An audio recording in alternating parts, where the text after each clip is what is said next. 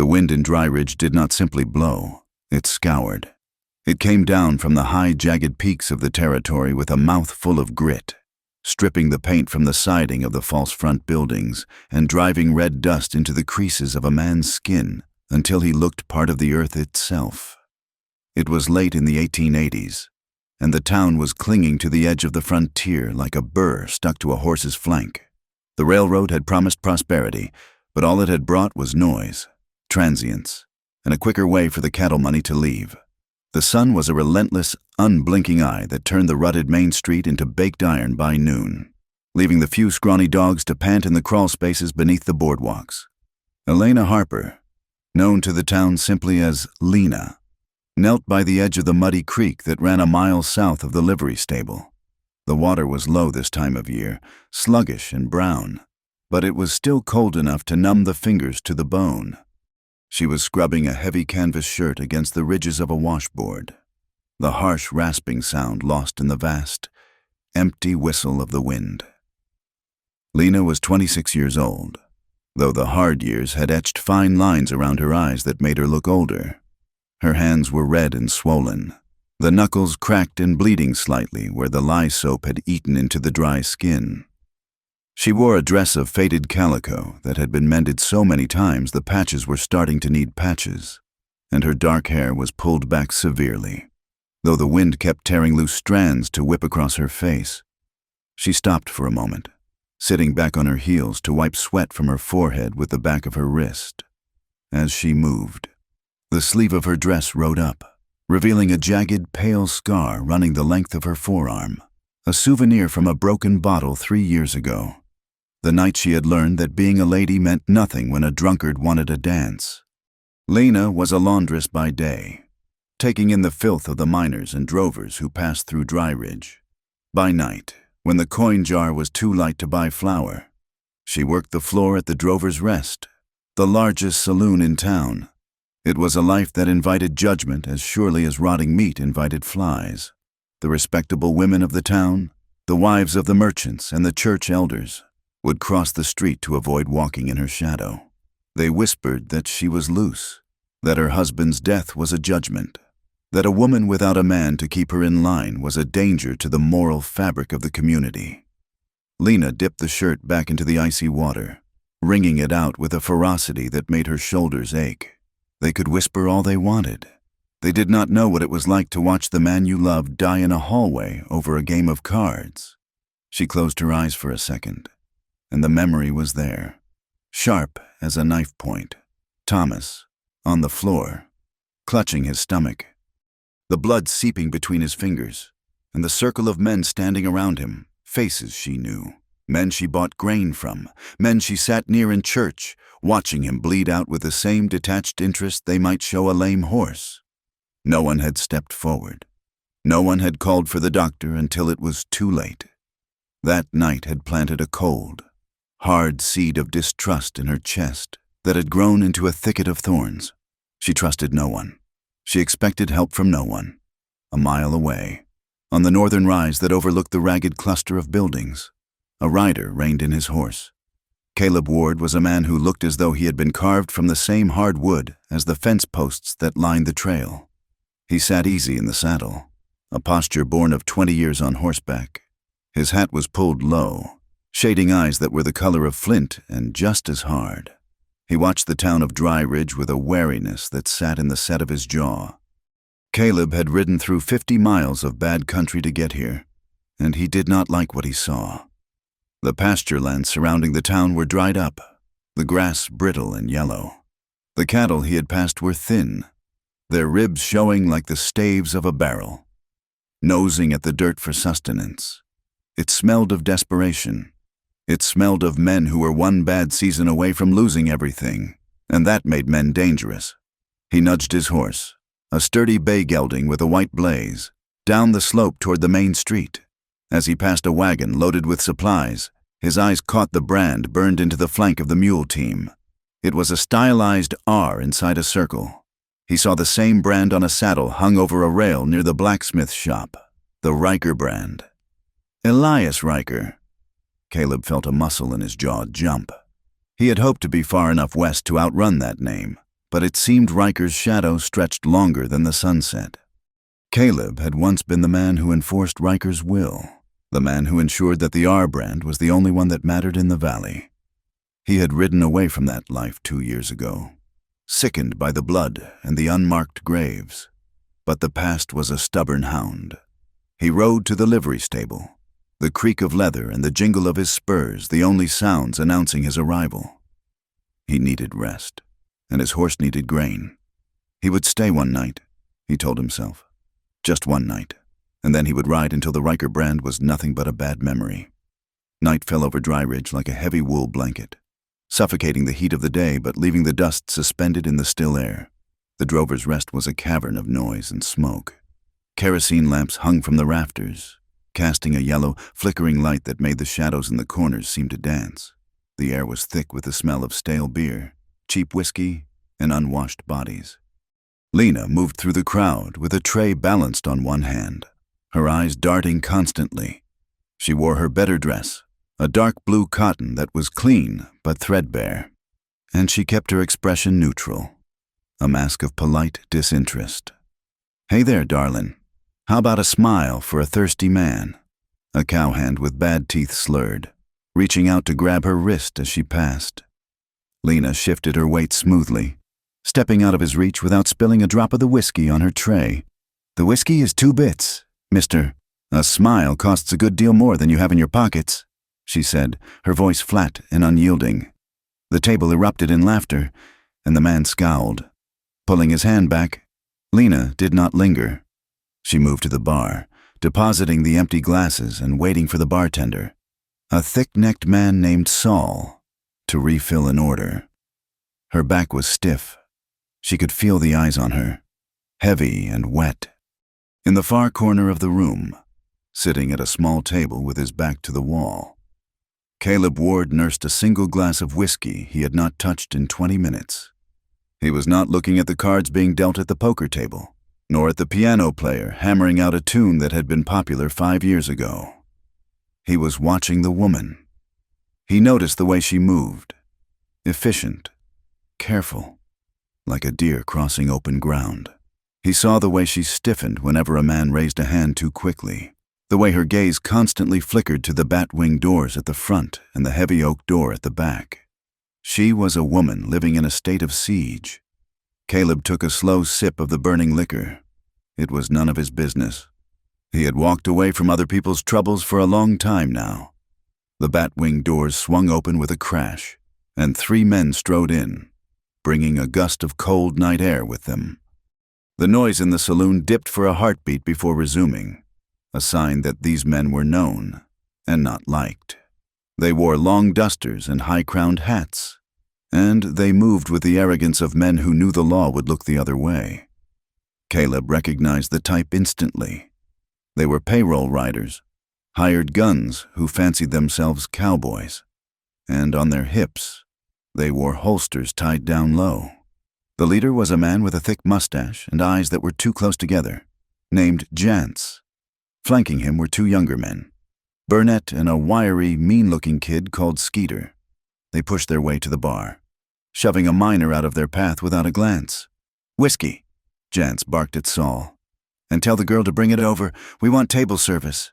Saul hesitated, wiping a rag across the bar top. "Lena's busy, Jance. I can pour it right here." "I said." Jance leaned over the bar, his voice dropping to a rasp. "Tell the girl." Saul sighed, his eyes darting to Lena. She had heard. She set her jaw, picked up the bottle and 3 glasses, and walked over to the table where the 3 men had seated themselves. Caleb watched her knuckles turn white as she gripped the neck of the bottle. "Gentlemen," Lena said, placing the glasses down. She poured the amber liquid with a steady hand, though her stomach was churning. "Look at that, boys," Jance said, leaning back and hooking his thumbs in his belt. "The widow Harper, still pretending she's too good for the rest of us. I'm just doing my job." "Jance," Lena said, capping the bottle. "Is there anything else?" "Maybe there is," Skeeter snickered, looking her up and down with a gaze that made Lena feel as though she had been dipped in slime. "Maybe we get lonely out on the range." Maybe we figure a woman like you, living all alone, well, nobody would miss you much if you found some new company. My husband is dead. Not my memory, Lena said, her voice rising just enough to cut through the nearby chatter. And I choose my own company. It certainly is not you. Burnett slammed his hand on the table, making the glasses jump. Watch your mouth, woman. You are nothing but a laundress with a high opinion of herself. You ought to be grateful we are even looking at you. I would be grateful if you stopped, Lena retorted. She turned on her heel to leave, but Jance reached out and snagged the fabric of her skirt. We are not done talking, Jance hissed. Lena spun around, slapping his hand away with a sharp crack that silenced the room. I am done, she said. Touch me again, and I will pour this bottle over your head and strike a match. For a second, violence hung in the air, thick and electric. Jance's face turned a mottled red. Then he laughed, a cold, ugly sound. Feisty, I like that. Go on then. Run along. Night is young. He let her go. Lena walked back to the bar, her heart hammering against her ribs like a trapped bird. She could feel their eyes boring into her back. She finished her shift in a blur of anxiety, avoiding their corner, but she knew they were watching, waiting. Caleb watched Jance and his boys. He saw the look they exchanged when Lena finally untied her apron and headed for the back door. It was a look he knew well. It was the look of wolves cutting a calf from the herd. He waited until the three men stood up, leaving their half-finished drinks, and sauntered out the front door. Caleb drained his glass, the whiskey burning a path down his throat. He stood up, checked the hang of his Colt Peacemaker on his hip, and headed for the back exit. The alley behind the saloon was a narrow, trash-strewn throat between the buildings, deep in shadow. The moonlight barely touched the mud. Lena wrapped her thin woolen shawl tighter around her shoulders, walking fast. She wanted to get home, lock the door, and push the heavy dresser against it. She heard the crunch of boots on gravel behind her. She didn't turn, she walked faster. Where's the fire? Widow! Jance's voice came from the darkness ahead of her. He stepped out from behind a stack of crates, blocking the exit to the street. Lena spun around. Burnett and Skeeter were behind her, closing the gap. She was trapped. Let me pass, Lena said, her voice trembling despite her best effort to hold it steady. She backed up until her shoulder blades hit the rough wood of the saloon wall. We just want to talk, Skeeter said, grinning as he stepped closer. You were awful inside. We figure you owe us an apology. I owe you nothing, Lena spat. Her hand went into the pocket of her dress, fingers closing around the handle of a small paring knife she carried for protection. Grab her, Jance ordered, his voice bored. Burnett lunged. Lena was quick. She sidestepped and slashed out with the knife. The blade caught Burnett's sleeve, slicing the fabric and drawing a thin line of blood on his arm. You little witch, Burnett roared. He backhanded her, a heavy blow that caught her on the cheekbone and sent her crashing into the mud. The world spun. Lena gasped, tasting blood in her mouth, before she could scramble up. Skeeter was on her, pinning her legs. Jance kicked the knife out of her hand, sending it skittering away into the dark. Now you have done it, Jance growled, standing over her. Now we are going to have to teach you a lesson. Lena fought. She clawed at Skeeter's face, kicked out with her boots, bit down on a hand that tried to cover her mouth. The memory of Thomas dying, of her own helplessness, roared in her ears. She would not die like this. She would not let them win. But they were three men, strong and full of whiskey-fueled rage.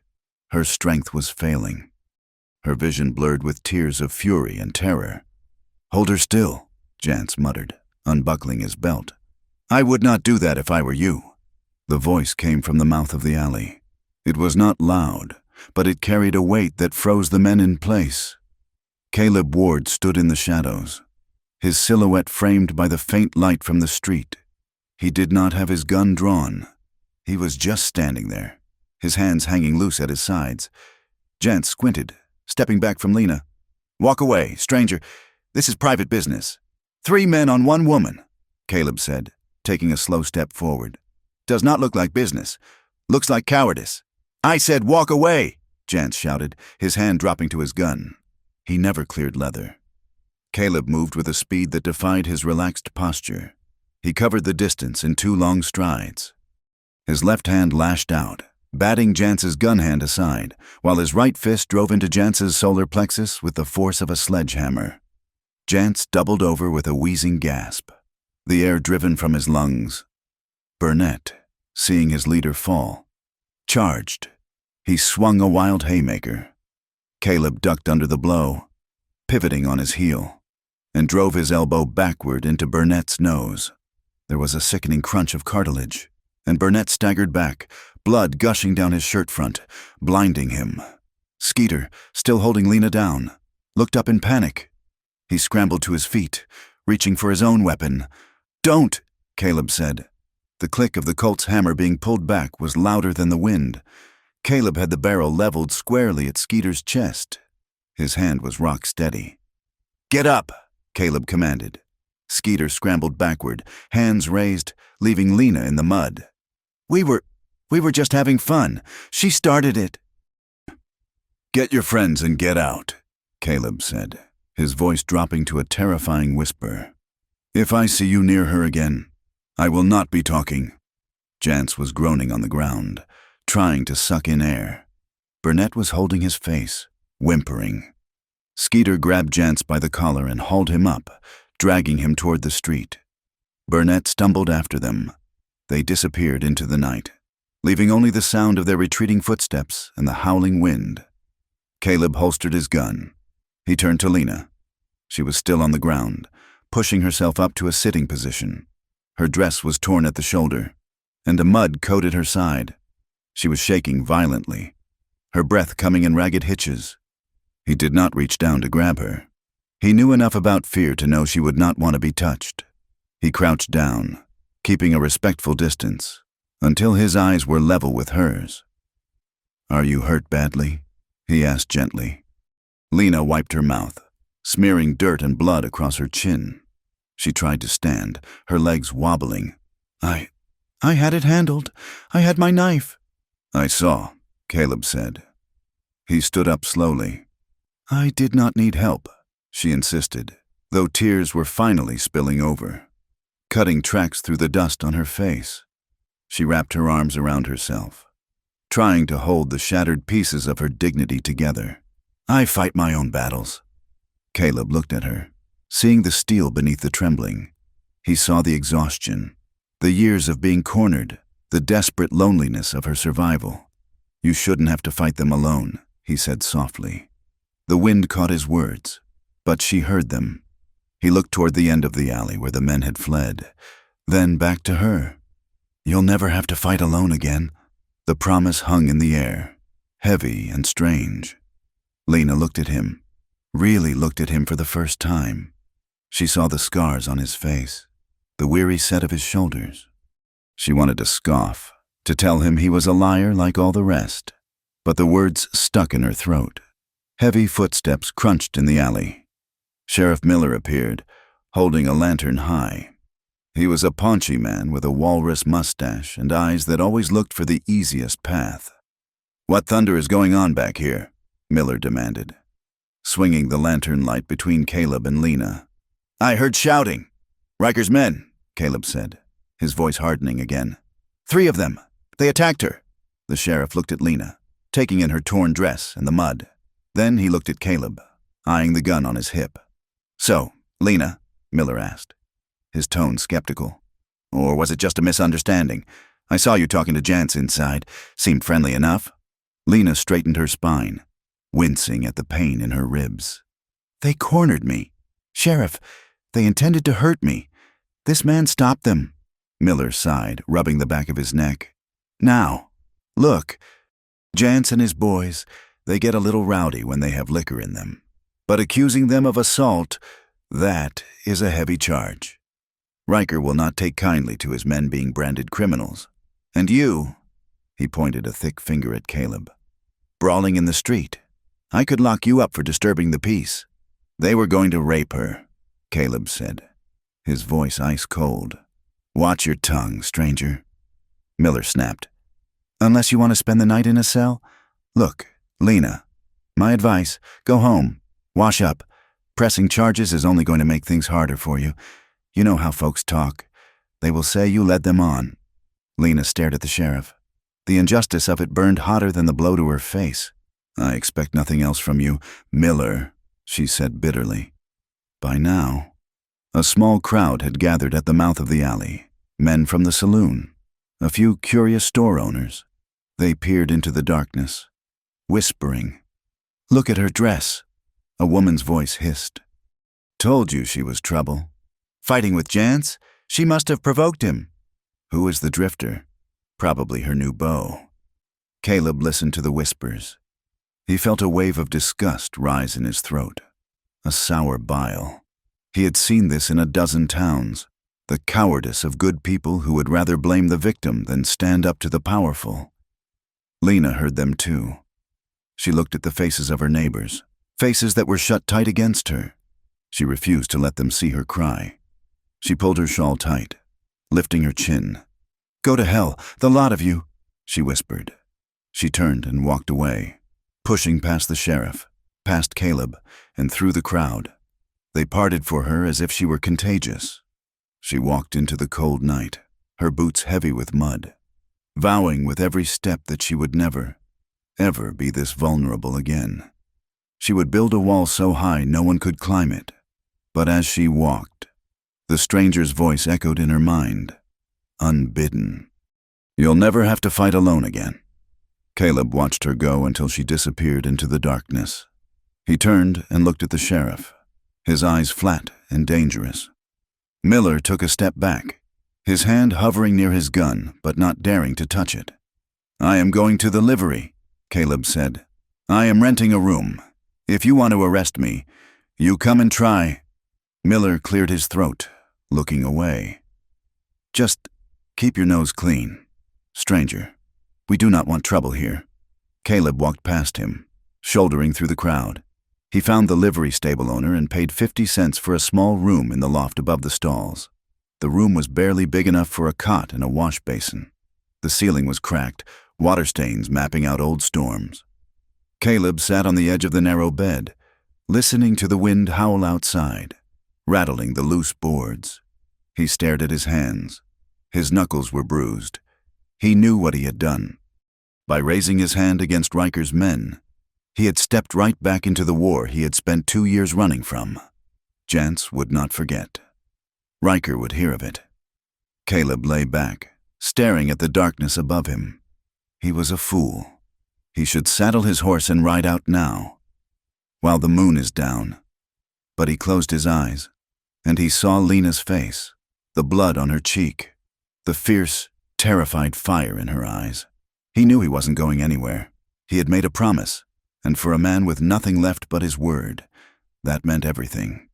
Dawn broke over Dry Ridge like a bruised eye, the light gray and sickly, filtering through low-hanging clouds that scraped the tops of the distant peaks.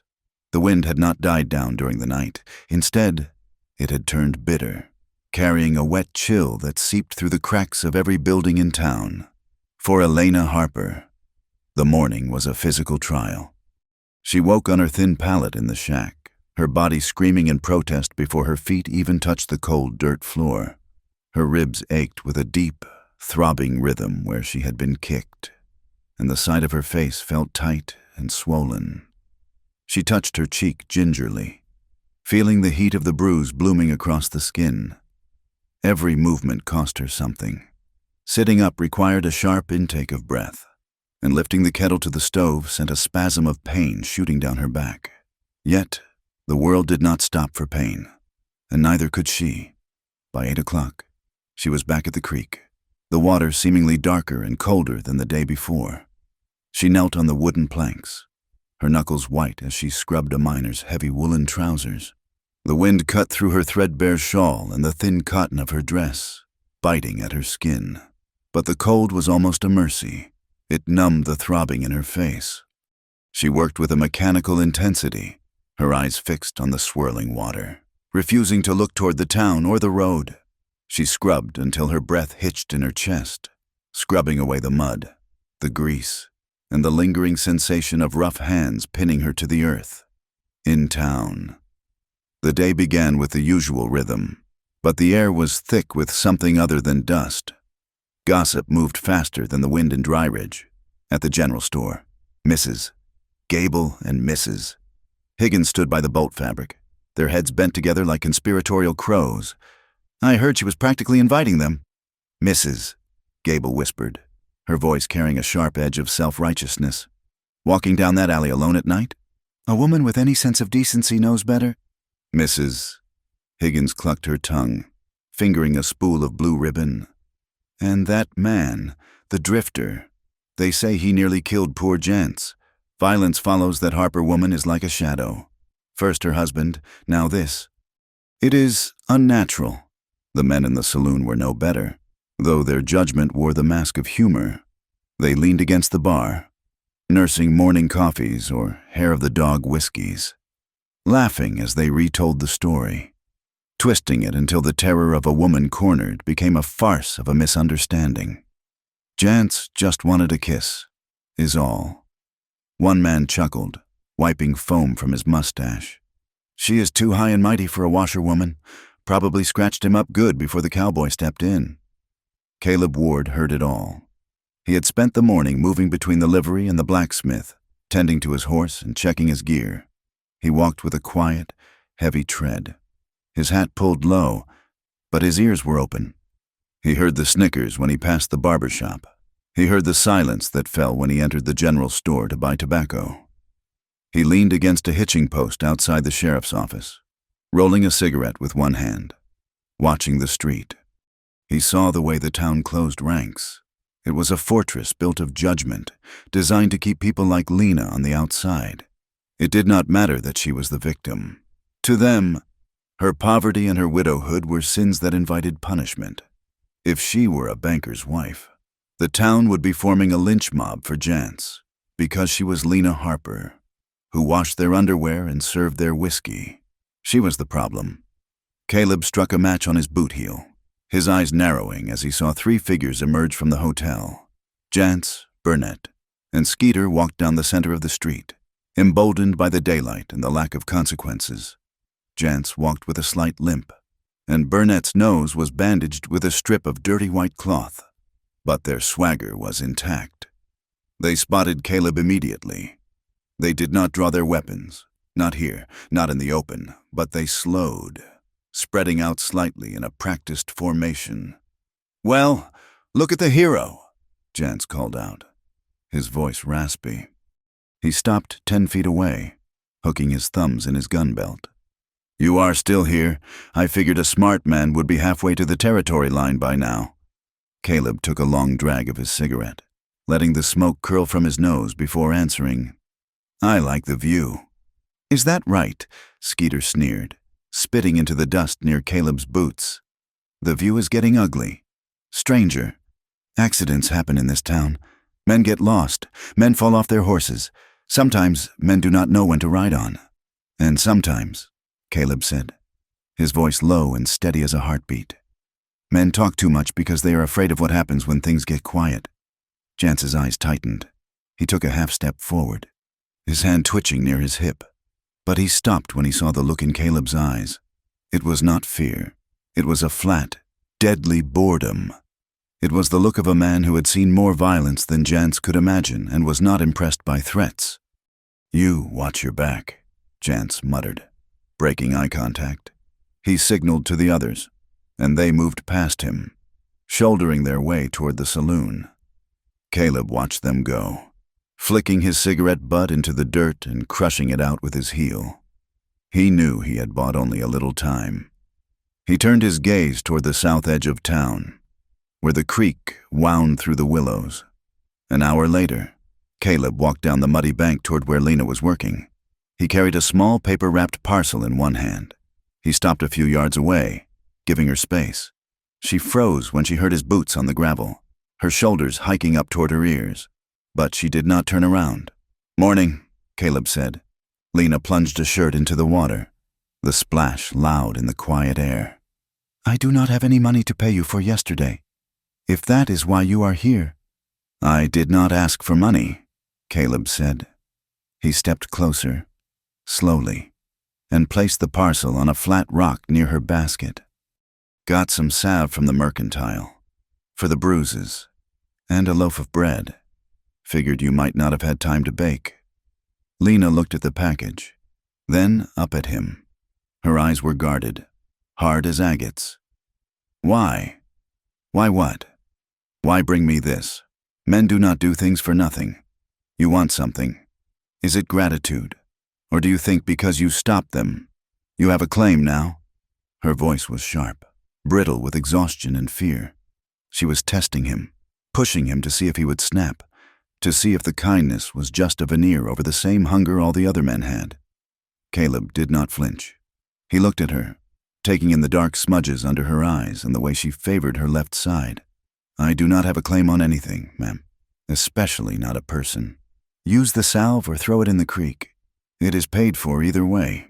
He turned to the pile of driftwood she had gathered near her shack, heavy, waterlogged branches that would need splitting. Without asking, he walked over, picked up the rusted axe leaning against the wall, and began to chop. Lena watched him, stunned. She opened her mouth to tell him to stop, to leave, but the words died in her throat. The rhythmic thwack-crack of the wood splitting was a sound she had not heard since Thomas died. She watched the muscles in Caleb's back shift under his shirt as he worked. He did not look at her. He simply worked, piling the split wood neatly under the eaves of her shack where it would stay dry. She looked at the package on the rock. Slowly, she reached out and unwrapped it, a tin of arnica salve and a fresh loaf of white bread, the expensive kind she never bought for herself. Her throat tightened, tears stinging her eyes, but she blinked them back furiously. She would not be soft. By early afternoon, the sky had turned the color of a deep bruise. The wind dropped suddenly, leaving a silence that was heavier than the noise had been. The air grew thick and electric, the smell of ozone sharp in the nose. Over the mountains to the west, black clouds piled up like fortress walls, blocking out the sun completely. The storm hit with the violence of a hammer blow.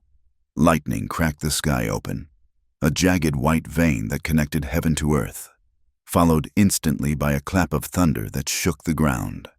Then came the rain, not a gentle shower, but a deluge. Sheets of water falling so hard they blurred the world into gray streaks. Lena was inside her shack when it started.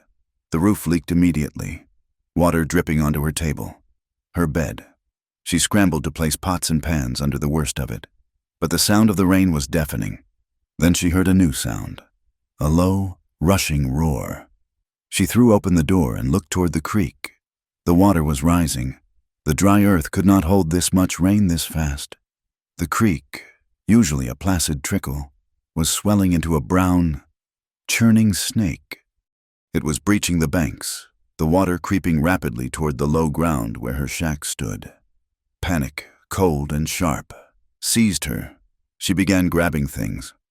Her other dress, a box of keepsakes, the bread Caleb had brought, but the water was moving faster than she could think. It was already lapping at the single stone step of her door. "Lena!" The shout was barely audible over the roar of the storm. She looked up to see a horse and rider splashing through the rising mud. Caleb was fighting to keep his bay gelding steady as the wind whipped the animal's mane. He rode right up to the door, the horse dancing nervously in the floodwater. "You have to get out," Caleb shouted, water streaming from the brim of his hat. "The creek is going to crest. This whole flat will be underwater in 10 minutes. Lena clutched her bundle of clothes to her chest. "I can't leave. My things—" "Your things can be replaced," Caleb yelled, extending a hand. "You can't. Come on." She hesitated. The old fear roared up, the fear of giving up control, of putting herself in a man's hands. But she looked down. The water was swirling around her boots, cold and tugging. A large branch swept past, smashing into the corner of the shack with a sickening crunch. She had no choice. She waded out, the water instantly soaking her skirts, dragging at her legs. She reached up, and Caleb's hand closed around her forearm, His grip was iron. He pulled, and she scrambled, finding a foothold on the stirrup, swinging up behind him. "Hold on," he commanded. Lena wrapped her arms around his waist, her hands clenching the wet fabric of his duster. She held herself stiffly, trying to keep her chest from pressing against his back, but the horse lunged forward, fighting the mud, and she was forced to cling to him. She could feel the heat of his body through the layers of wet clothes. It was terrifying. It was the only solid thing in a dissolving world. They rode north, away from the town and the flooding creek, heading for the high ground. The rain lashed at them, stinging like gravel. Lena buried her face in Caleb's coat, eyes squeezed shut, praying they would not slip.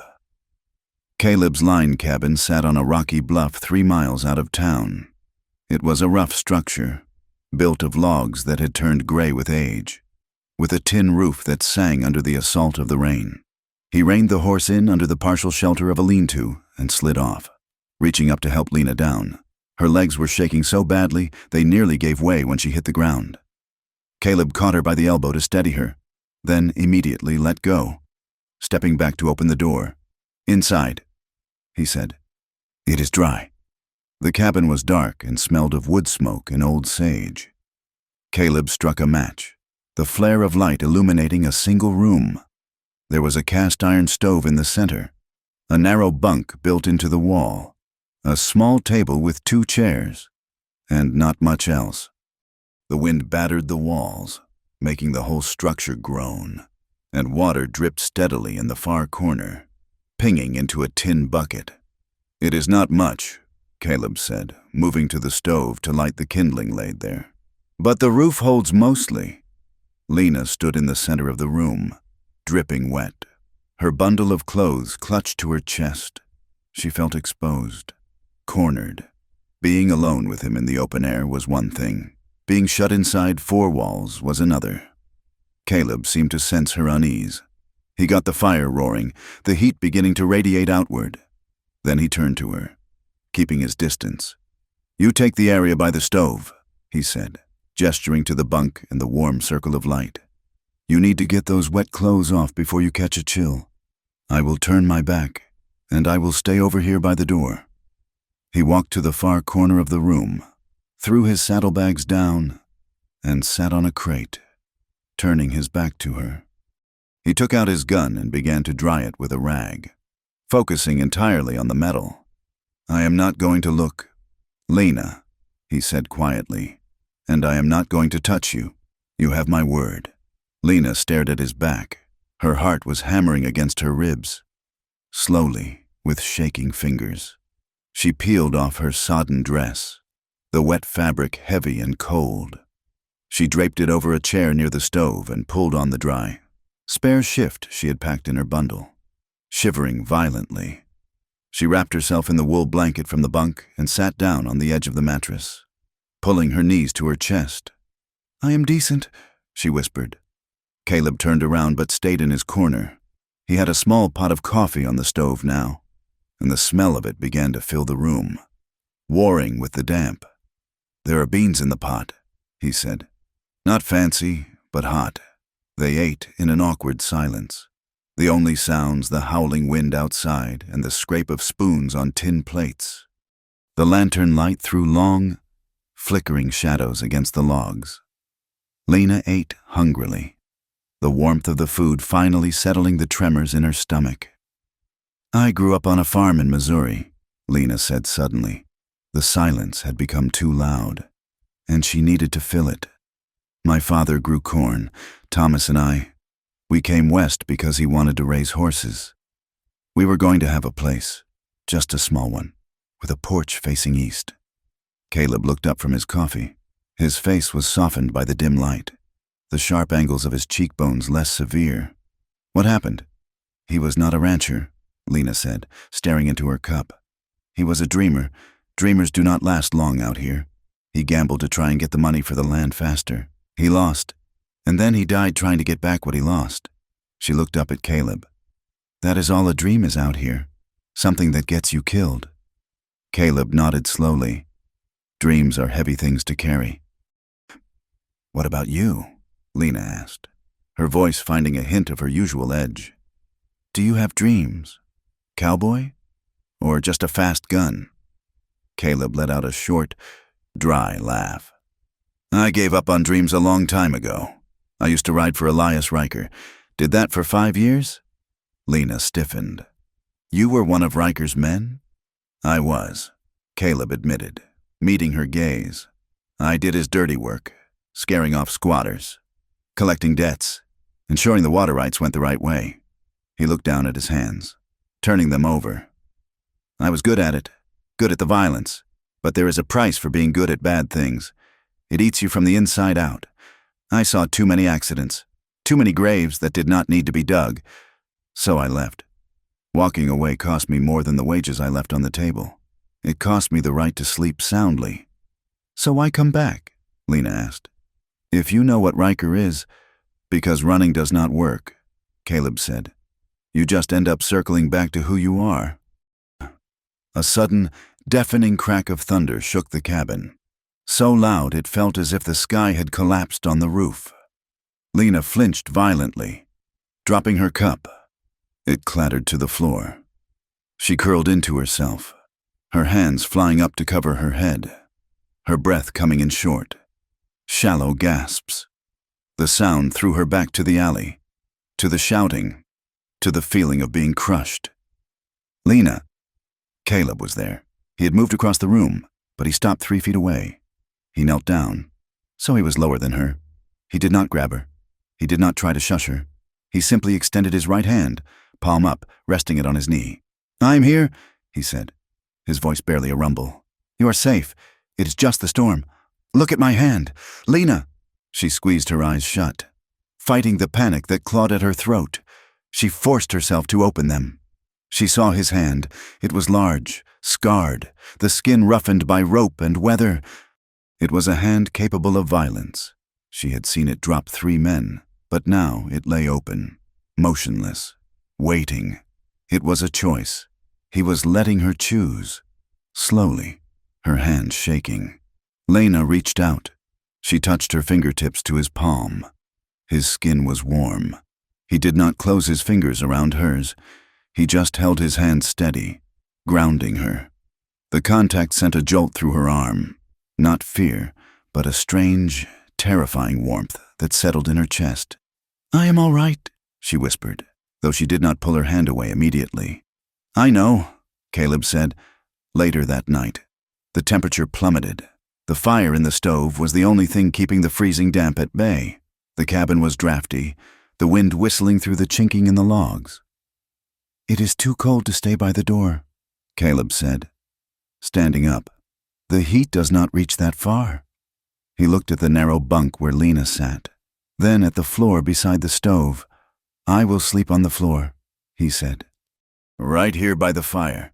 You will freeze on the floorboards," Lena said. She looked at the bunk. It was narrow, barely wide enough for 2, but it was the only place with a mattress and the heavy buffalo robe. She swallowed hard. The practical part of her, the part that had survived winters with no coal, made the decision. "The bunk is wide enough," she said, her voice tight. If we are careful?" Caleb looked at her, surprise flickering in his eyes. "Lena, I am not asking for anything else." She cut in quickly, her face flushing. "But I will not have you freezing to death after you pulled me out of a flood. It creates a debt I cannot pay." Caleb nodded once. "All right." They lay down fully clothed. Caleb took the outside edge, balancing precariously so he would not crowd her. He took off his heavy canvas coat and rolled it into a long cylinder, placing it between them down the center of the bed. "A wall," he muttered. "A wall." She agreed. The lantern was out. The darkness was absolute, save for the red glow of the stove grates. Lena lay on her back, staring up at the invisible ceiling. She could hear the storm raging outside, the wind screaming like a banshee over the plains. But louder than the storm was the sound of Caleb's breathing beside her.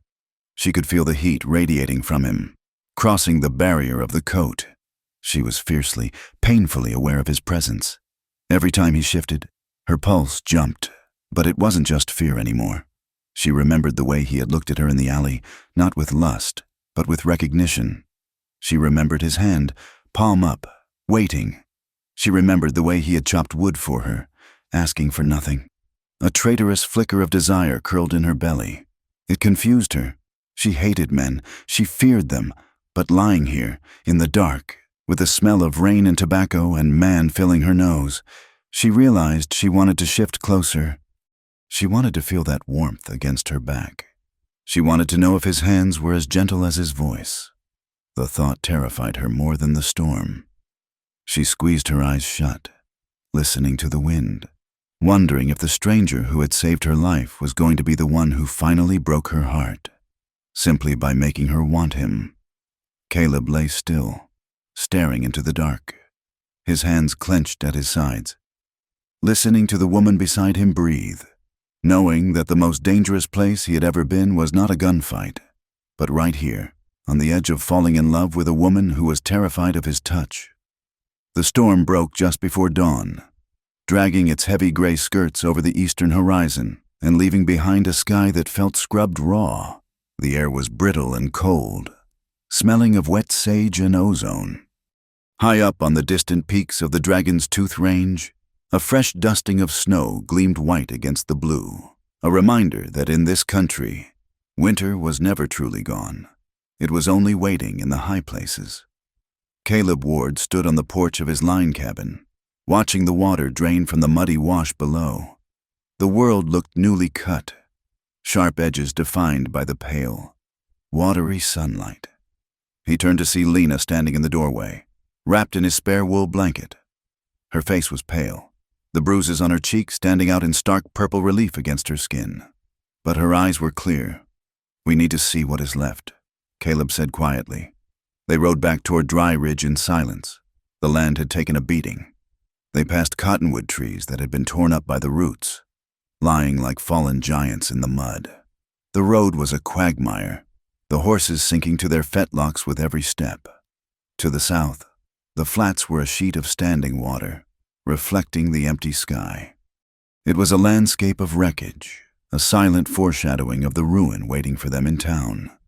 When they reached the edge of the settlement, Lena's heart sank. Her shack, which sat low near the creek bed, was half swallowed by the mud. The floodwaters had risen halfway up the walls before receding, leaving behind a thick, stinking layer of silt. Caleb reined in his horse, and Lena slid down, her boots squelching in the muck. She pushed open the door, which hung crookedly on one hinge. Inside, it was a scene of absolute devastation.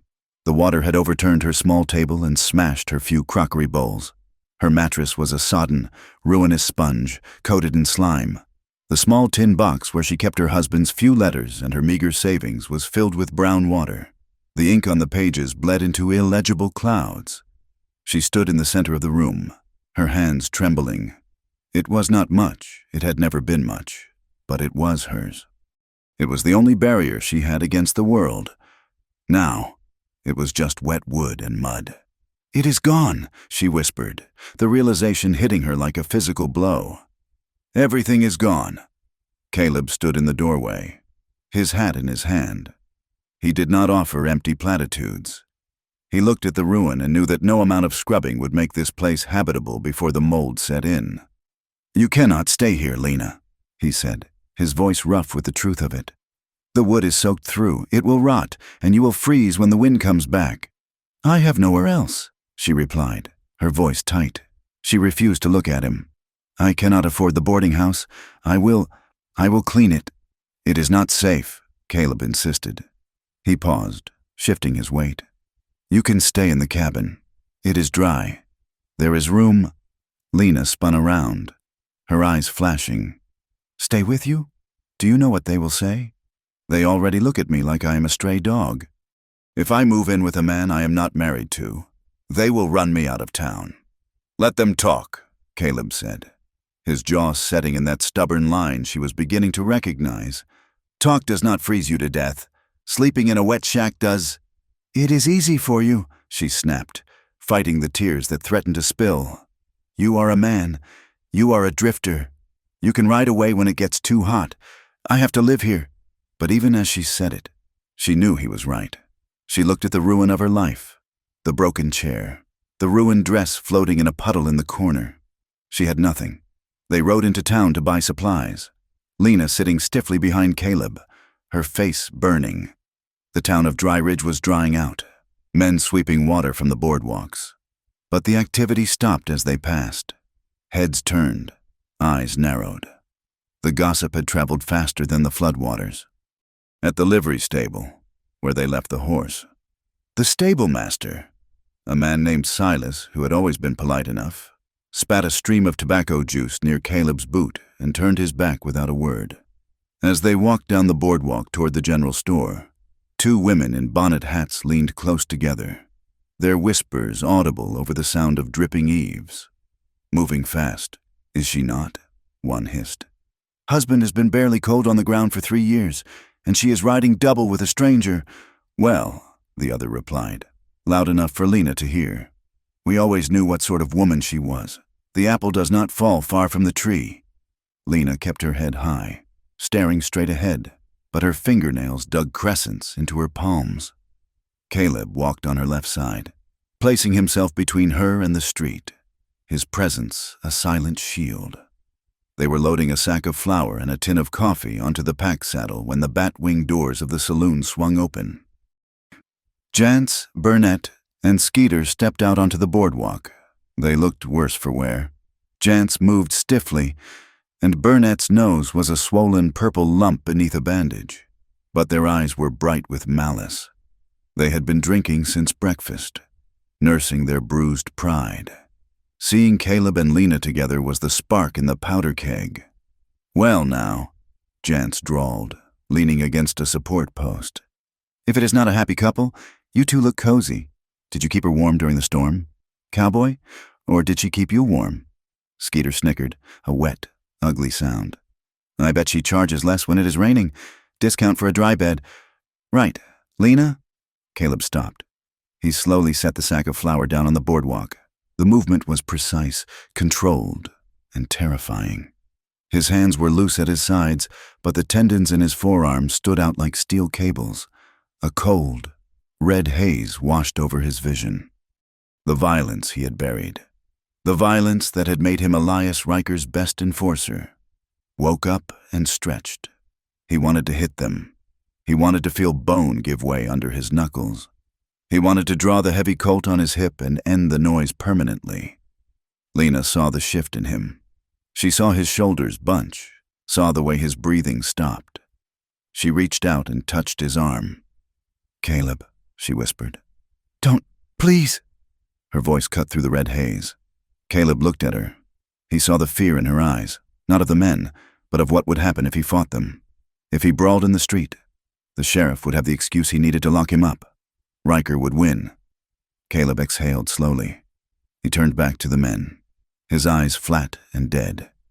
"You boys have a lot to say for men who got whipped in an alley," Caleb said softly. His voice did not carry far, but the menace in it silenced the nearby pedestrians. "I am a patient man, but my patience has a bottom. You keep talking about this lady, and I'm going to forget that I am trying to live a quiet life." "Is that a threat?" Jance asked, his hand hovering near his gun, though he looked uncertain. "It is a promise," Caleb said. "Ride on." He picked up the flour, took Lena's elbow, and guided her away. Behind them, the men laughed, mocking and loud, but they did not follow. The laughter sounded hollow, tinged with the nervous energy of men who had looked into a dark cave and decided not to go in. Lena needed to be away from him, away from the violence that hung around him like smoke. "I'm going to the church," she said abruptly. I need to sit for a moment, alone." Caleb looked at her, seeing the desperation in her face. "I will wait for the livery." The church was a small white clapboard building at the end of the main street, its steeple the highest point in town. Lena slipped inside, hoping for the quiet of the sanctuary. It was not a service time, but the Ladies' Altar Society was there, arranging flowers for the Sunday service. The chatter stopped the moment the door clicked shut. Mrs. Thorne, the pastor's wife, turned from the altar. She was a tall woman with iron-gray hair pulled back so tight it pulled the corners of her eyes up. She held a bundle of dried sage in her hands like a weapon. "Elena." "Mrs." Thorne said. Her tone was not welcoming.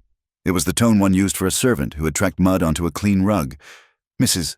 Thorne," Lena murmured, clutching her shawl. I wanted to pray for a moment. The flood took my home." "Mrs." Thorne did not soften. She exchanged a look with the other women, a look of shared judgment. She walked down the aisle, stopping 6 feet from Lena. "We heard about your misfortune, Mrs." Thorne said coolly. "And we heard about your current arrangements, staying with that drifter." "He saved my life," Lena said, her voice trembling. The creek was rising. "And I suppose he is saving your soul too, Mrs." Thorne arched an eyebrow. "People are talking. Elena, you are a widow. You have a reputation to maintain, though heaven knows you have done little enough to protect it. Coming in here, standing at the front. It sets a poor example for the young women of the parish." She pointed toward the heavy oak doors. "If you must pray, surely God can hear you from the back pew, or better yet, from your own doorstep. We are preparing for the Lord's service, and we would prefer not to have any distractions." The insult was so sharp, so polite, and so brutal that it took Lena's breath away. She looked at the cross hanging behind the altar, then at the stone faces of the women. These were the people who claimed to follow a man who sat with sinners. "I understand," Lena whispered. "I understand perfectly." She turned and walked out, her head bowed, burning with a humiliation that was hotter than fire. She did not stop at the back pew. She walked out into the dusty street, the door closing behind her with a final, dismissing thud. She walked blindly toward the edge of town, past the last few houses, onto the dusty track that led nowhere. She refused to cry. She would not give them the satisfaction of her tears, but her chest ached with the effort of holding it in. She heard footsteps behind her. She did not turn. She knew the heavy, rhythmic tread. Caleb fell into step beside her. He did not ask what happened. He did not try to touch her. He just walked, matching his stride to hers, a silent presence in the vast, empty landscape.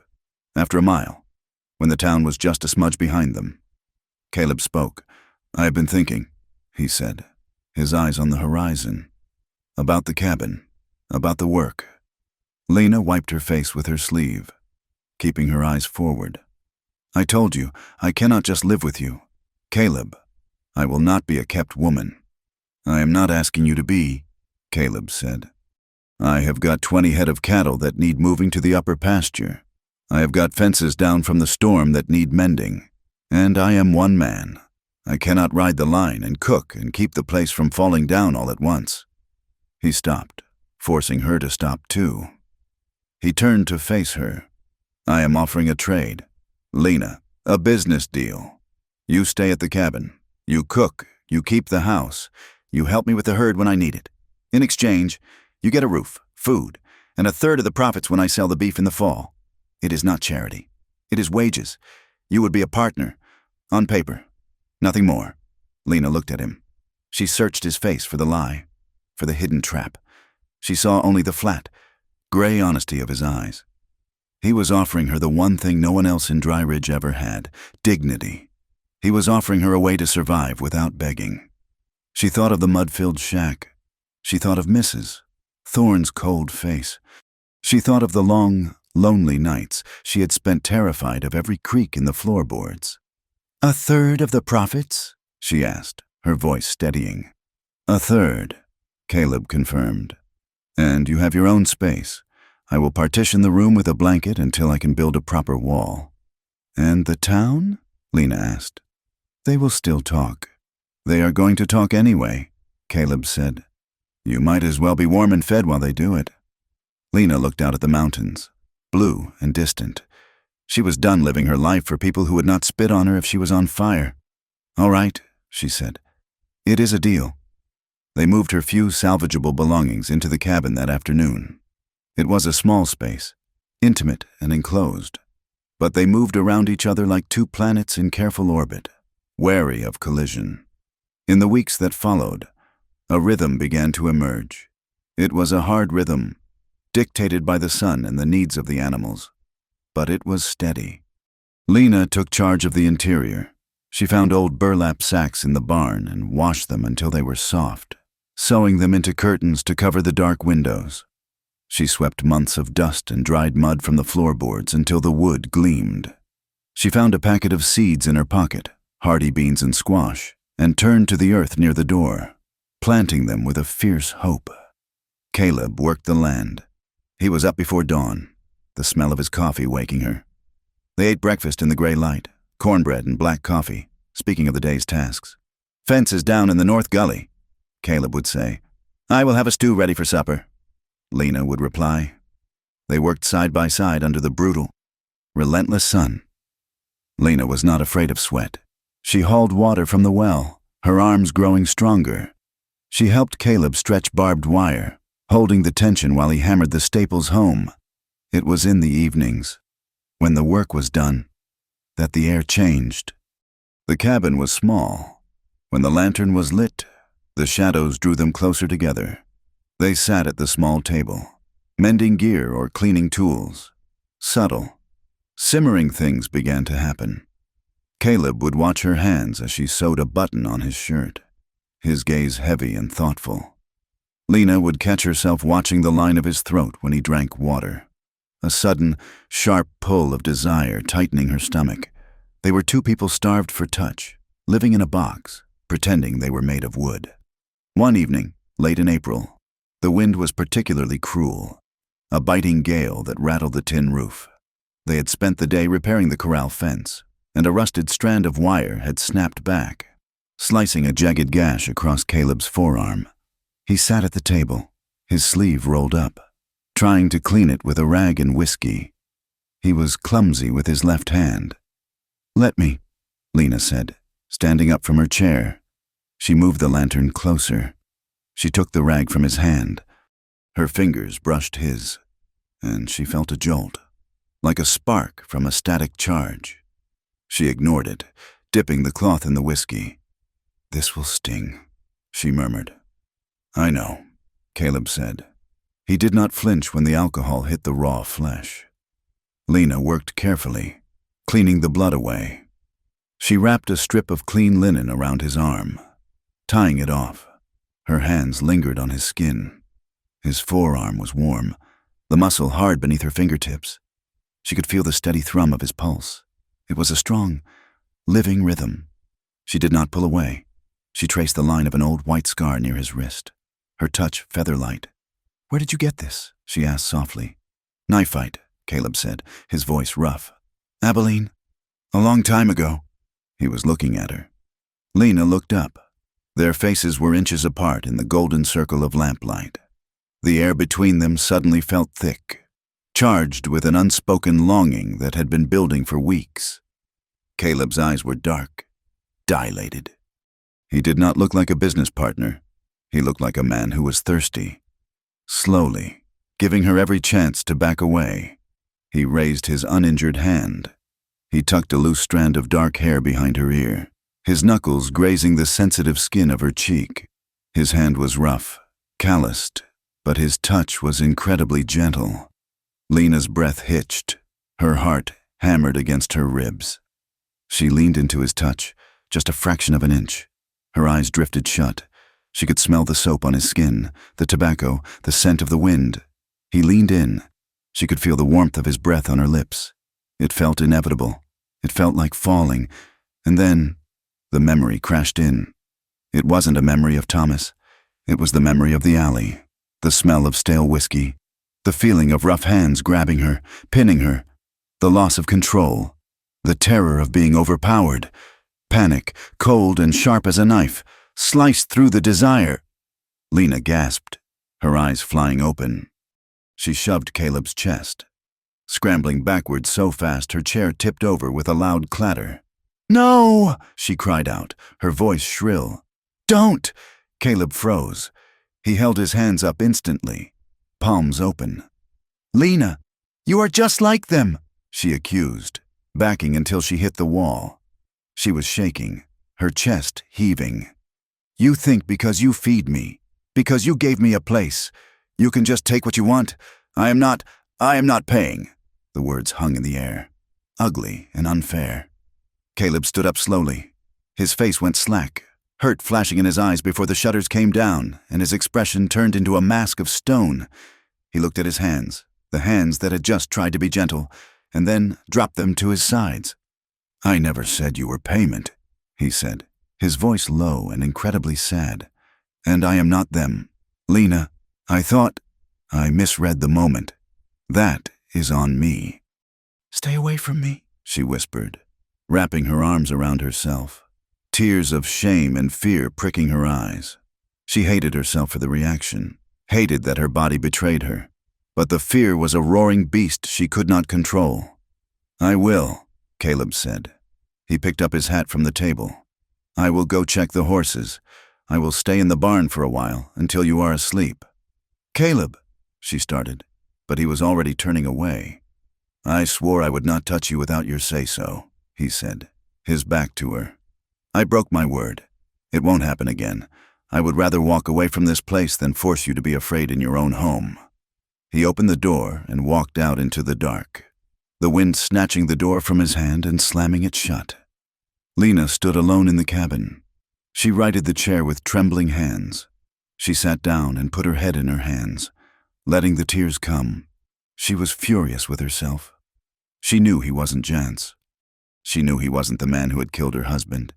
He was Caleb. He was the man who chopped her wood and shared his food and built a wall of coats to keep her safe. She wanted him. She knew that now. But the fear was a deep, old scar tissue that would not stretch. That night, the silence in the cabin was heavy and suffocating. Caleb had returned late, smelling of cold air and horses. He did not look at the bunk. He lay down in his corner, wrapped in his coat, facing the wall. Lena lay in the bunk, staring at the dark logs of the ceiling. She could hear his breathing, slow, controlled, distant. She wanted to speak. She wanted to say, "I am sorry. I am broken. Please be patient." But the words would not come. The gap between the bunk and the corner felt like a canyon, miles wide and impossible to cross. Outside, on the barren hills that rolled away toward the dark mountains, a pack of coyotes began to yip and howl. It was a lonely, mournful sound, the sound of wild things calling out to the dark.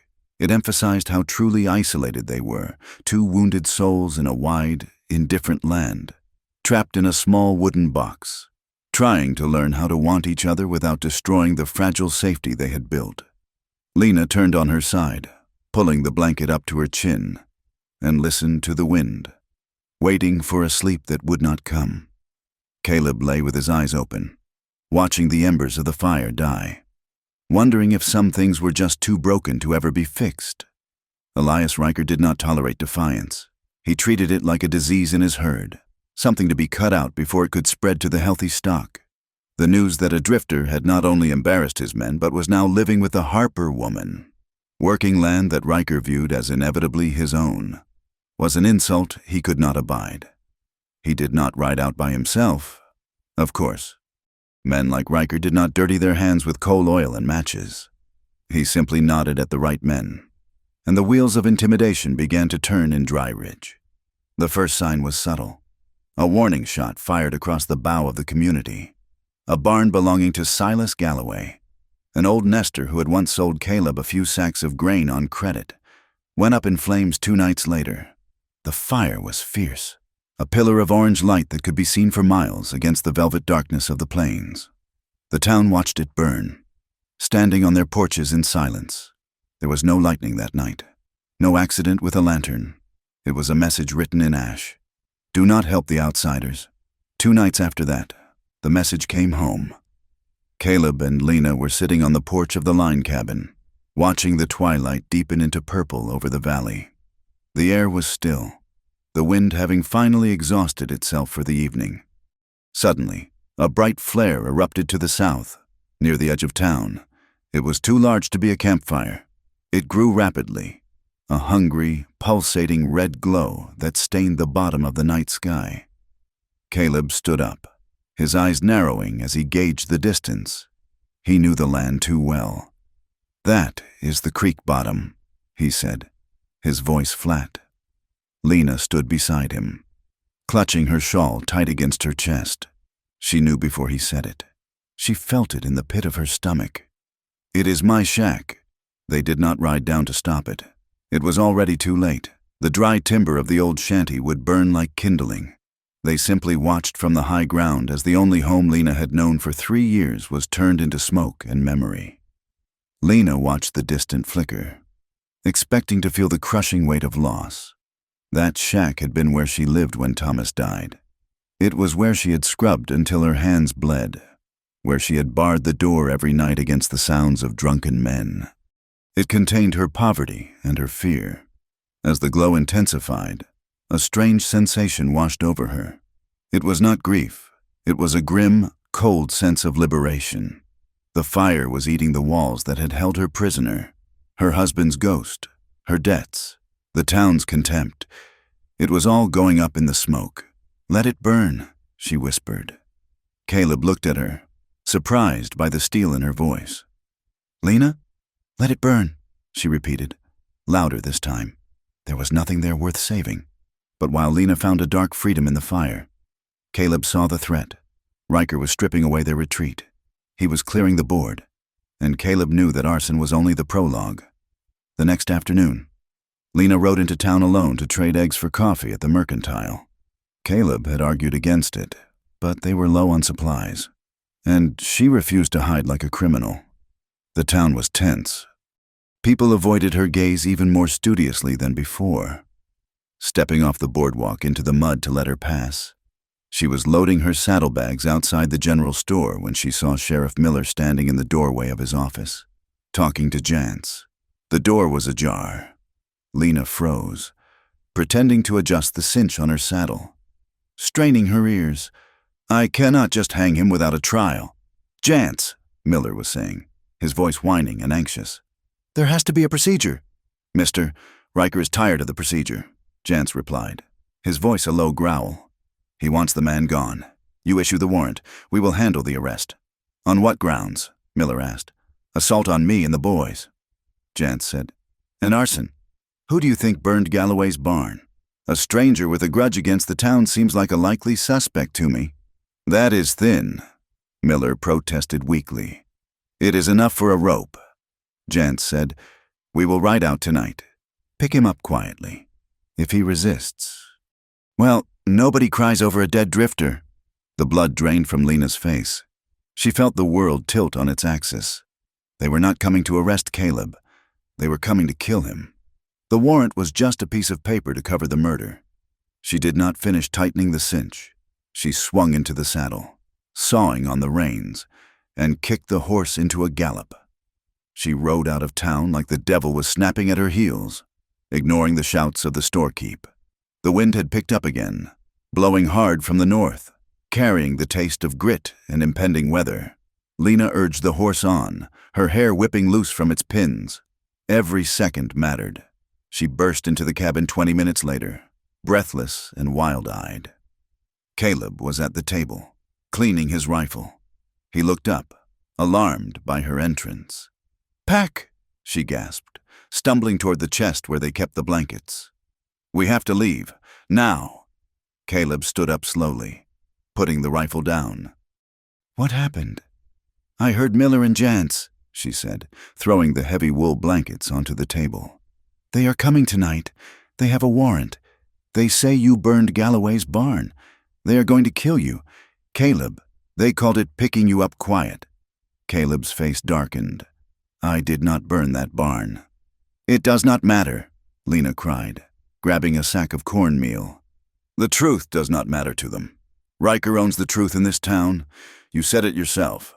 "I am not running," Caleb said, his voice stubborn. "If I run, I look guilty. I will stand my ground. I will tell the judge." "There will be no judge," Lena shouted, spinning on him. She grabbed the front of his shirt, shaking him with a strength born of terror. "Do you not understand? You will never make it to a jail cell. They will shoot you on the road and say you tried to escape. Please, Caleb, I cannot watch another man die because he was too proud to move." Her voice broke on the last word. Caleb looked down at her hands clutching his shirt. then up into her terrified eyes. He saw the ghost of her husband there, the memory of the hallway where she had stood helpless. He realized then that staying wasn't bravery. It was suicide, and it would break her completely. "All right," he said softly, covering her hands with his. "All right, we go." They moved with the desperate efficiency of the hunted. They took only what the horses could carry: bedrolls, a canvas tarp, the coffee pot, a sack of beans and jerky, and every round of ammunition Caleb owned. Caleb took his Winchester rifle and the heavy Colt on his hip. Lena packed her small knife and the few sturdy clothes she had. They doused the fire in the stove and left the door unlatched. As the sun dipped below the horizon, painting the land in bloody streaks of red and violet, they mounted up and rode north, away from the road, disappearing into the vast, broken country of the Badlands. The night was moonless, a suffocating black void that swallowed them whole. They rode by the feel of the ground beneath the horses' hooves, trusting the animals more than their own eyes. The land here was nothing but sparse, brittle grass and jagged rocks that jutted from the earth like broken teeth. As they pushed deeper into the wilderness, the environment turned against them. The wind shifted, dropping 10 degrees in an hour, carrying a wet, freezing bite. It was late spring, a season of deception in the high desert, where a sunny afternoon could turn into a blizzard by midnight. By 2 in the morning, the wind was screaming, whipping sand and ice crystals into their faces. The horses were stumbling, heads down, fighting the gale. Lena was shivering so hard her teeth chattered, the sound audible even over the wind. "We have to stop," Caleb shouted over the roar. "The horses are spent. We need cover." He led them toward a dark slash in the earth, a narrow, twisting canyon cut by ancient water. They descended the steep trail, sliding in the loose scree, until the canyon walls rose high enough to block the worst of the wind. The temperature continued to drop. Sleet began to fall, hard, stinging pellets of ice that coated their coats and hissed against the rocks. Caleb found a shallow depression in the canyon wall, an overhang barely 5 feet deep, but it offered protection from the falling ice. They stripped the saddles from the horses and hobbled them in the lee of a boulder. Caleb carried the bedrolls into the small cave. It was not much of a shelter, just a niche in the stone. But it was out of the wind. "We cannot risk a fire," Caleb said, his voice tight with cold. "The light would carry for miles in this dark. If they are tracking us, a fire is a beacon." Lena nodded. Her lips blew. She sank down onto the hard rock, wrapping her arms around herself. The cold was seeping through her damp clothes, settling into her bones. It was a dangerous cold, the kind that made you sleepy before it killed you. Caleb spread the canvas tarp on the ground and laid out their blankets. He looked at Lena, seeing the tremors that shook her entire frame. "We have to bundle together," he said, the awkwardness of the suggestion stripped away by necessity. "One blanket is not enough for either of us alone. We have to share the heat." Lena did not argue. She did not hesitate. The cold had stripped away her modesty. She crawled onto the pallet, and Caleb lay down beside her. He pulled the heavy buffalo robe and the wool blankets over them, tucking the edges in tight to trap the air. They lay face to face in the cramped dark, their bodies pressed together from knee to chest. Lena was freezing, her skin like ice. Caleb wrapped his arms around her, pulling her against the solid warmth of his chest. For a long time, they just lay there, shivering, the sound of the sleet hissing on the rocks outside the only noise in the world. Slowly, painfully, the warmth began to build between them. The tremors in Lena's body subsided into a steady vibration. In the intimacy of the dark, with the threat of death waiting behind them and the cold waiting outside, the walls they had built between them began to crumble. "I lied to you," Caleb whispered into the darkness. His voice was rough, vibrating against her chest. "About what?" Lena asked, her breath hitching. "About Riker," he said. "I told you I did jobs I wanted to forget, but I did not tell you the worst of it. There was a farmer near the river. He had a wife and a baby. He wouldn't sell his water rights. I rode out there with 3 other men. We burned his crop. We shot his dog. I stood there while the other men held him down and broke his legs with a shovel handle. I did not swing the shovel. Lena. But I held the gun that kept his neighbors from helping. I watched it happen, and I did nothing. That is the man who is holding you right now. Lena lay still. She could feel the shame radiating off him, hotter than his body heat. She thought of the judgment she had passed on him, the fear she had held.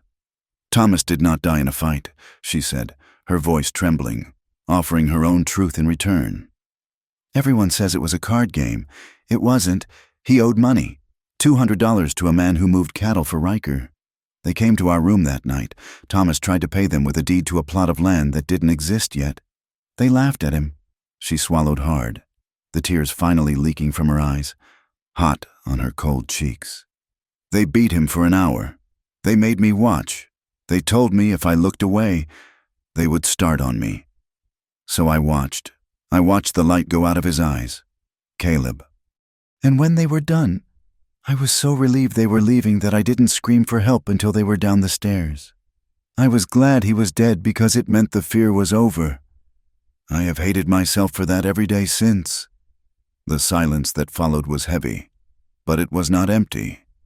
It was filled with the recognition of two people who had seen the bottom of the well.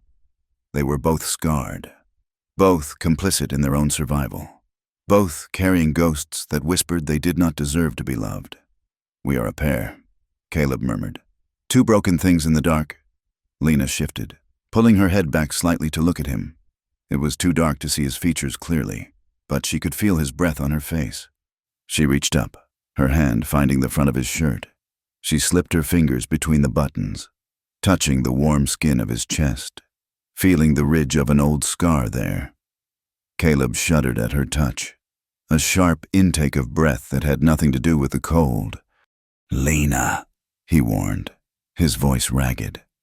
I am not afraid, she whispered, and she realized, with a jolt of wonder, that it was true. She wasn't afraid of him. She knew the worst of him now, and he knew the worst of her, and he was still holding her like she was something precious. She moved her hand up to his neck, finding the rough stubble of his jaw, and cupped his face. I do not want to be alone tonight. Caleb made a sound low in his throat, a sound of surrender. He dipped his head and found her mouth. The kiss was not tentative. It was desperate. It tasted of salt and desperation and the fierce, undeniable need to prove they were still alive. Caleb's arms tightened around her, pulling her flush against him. Lena clung to him, her fingers tangling in his hair. The desire that flared between them was hot and terrifying in its intensity. A sudden blaze in the freezing night. It pushed them toward the edge. Caleb's hand moved down her back, pressing her hips against his. Lena arched into him, a soft cry escaping her lips. The line they had drawn, the line of safety, of partnership, was blurring. Then, Lena trembled. It was a small thing, a slight tensing of her muscles as his hand moved lower. It wasn't cold. It was the old reflex, the body remembering trauma even when the mind wanted to forget. Caleb froze. He pulled back, breathing hard, his forehead resting against hers. His heart was hammering against her chest like a trapped bird. Every instinct in his body screamed to continue, to lose himself in her warmth, but he felt that tremor. Stop, he whispered, the word costing him everything. I'm all right, Lena gasped, clutching his shoulders. Caleb, please, I want this. You want to not be scared, Caleb said, his voice straining with control. And you want to not be cold, but you are shaking. Lena. He pulled her arms gently from around his neck and wrapped the blanket tighter around her shoulders. He shifted his body slightly, creating a sliver of space between them, not enough to let the cold in, but enough to break the circuit. I want more than one desperate night in a cave with you, he said, his voice thick with emotion. I want you to come to me when we aren't running for our lives. When you don't need me to keep from freezing, I want you freely. Lena. Not because there is no other choice. Lena lay there, her breath catching in her throat. She felt a wave of frustration, sharp and hot, but beneath it was a profound, Overwhelming relief. He had stopped. He had the power. He had the invitation, and he had stopped for her sake. She realized then that she loved him, not just because he protected her, but because he respected her enough to deny himself. "You are a stubborn fool, Caleb Ward," she whispered, her voice cracking.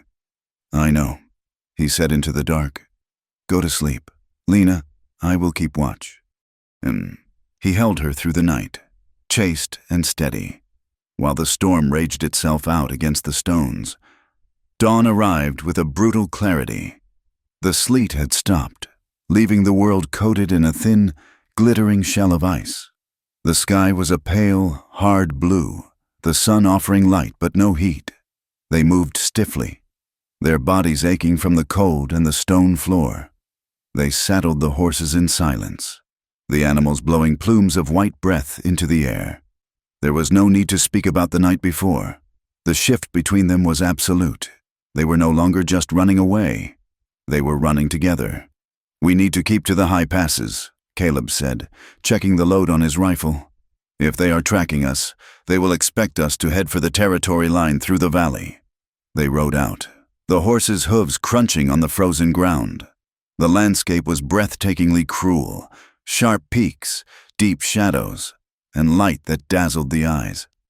By mid-morning, they reached a narrow defile, a choke point where the trail squeezed between two pillars of red rock.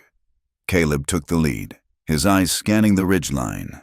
"Easy," he murmured to his horse. The crack of a rifle shot shattered the morning silence. It came from the rocks above and to the right. A puff of white smoke bloomed against the red stone. Caleb jerked in the saddle. A line of blood appeared instantly on his upper arm, ripping through the sleeve of his coat. His horse reared, screaming in panic. "Ambush!" Caleb roared, fighting the reins with one hand. "Lena, get back! Get back!" Another shot kicked up dirt near Lena's horse. She wheeled the animal around, heart in her throat. She saw 3 riders emerge from the rocks ahead, blocking the path. It wasn't the sheriff. It was Riker's men, tougher men than Jant's, men who knew how to hunt. Caleb spurred his horse, not retreating, but charging forward to draw their fire away from Lena. He raised his rifle one-handed and fired, the boom echoing off the canyon walls. One of the riders ducked, his horse shying away. "Go!" Caleb shouted over his shoulder. "Ride, Lena!" But Lena did not ride. She saw the blood soaking Caleb's sleeve. She saw the 3 men closing in on him. If she ran, he died. It was that simple.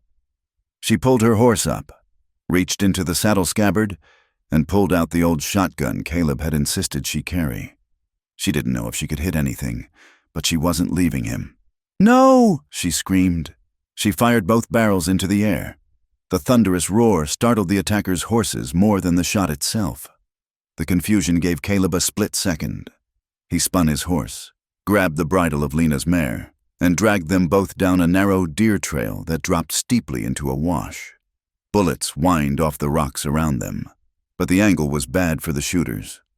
They slid and scrambled down the slope, hitting the sandy bottom of the wash and galloping hard.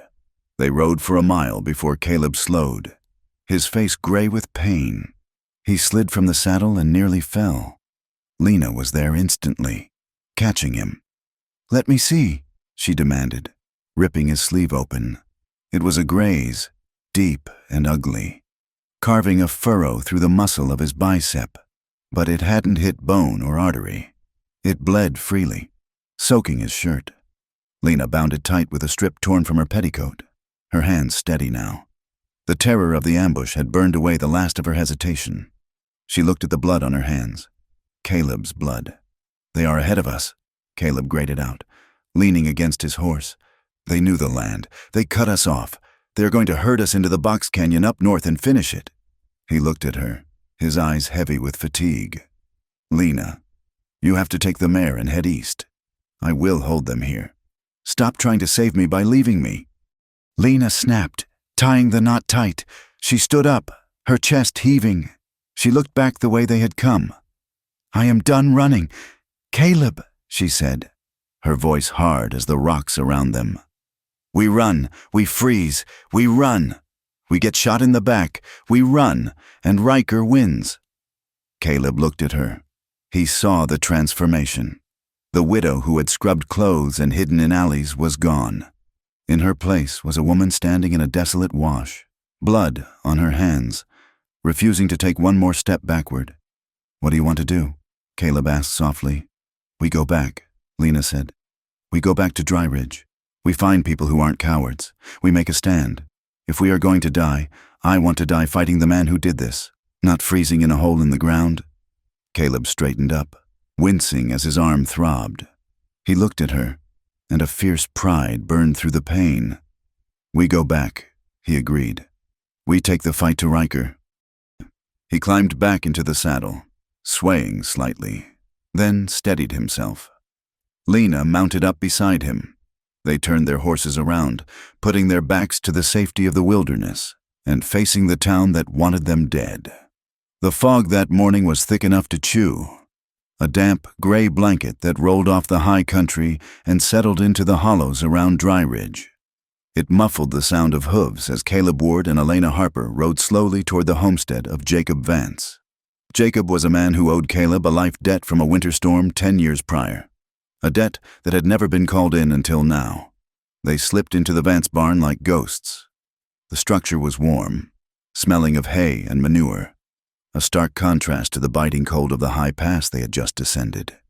Caleb slid from his saddle, his movement stiff and guarded, favoring his left side where the bullet had grazed him. Lena was beside him instantly, her hand hovering near his elbow, her eyes scanning the shadows. Jacob Vance met them at the door, a lantern held low. He was an older man, his face mapped with wrinkles from 60 years of sun and wind. Beside him stood his wife, Martha, wiping her hands on a flour sack apron. They looked fearful, their eyes darting toward the road, but they stepped back to let the fugitives in.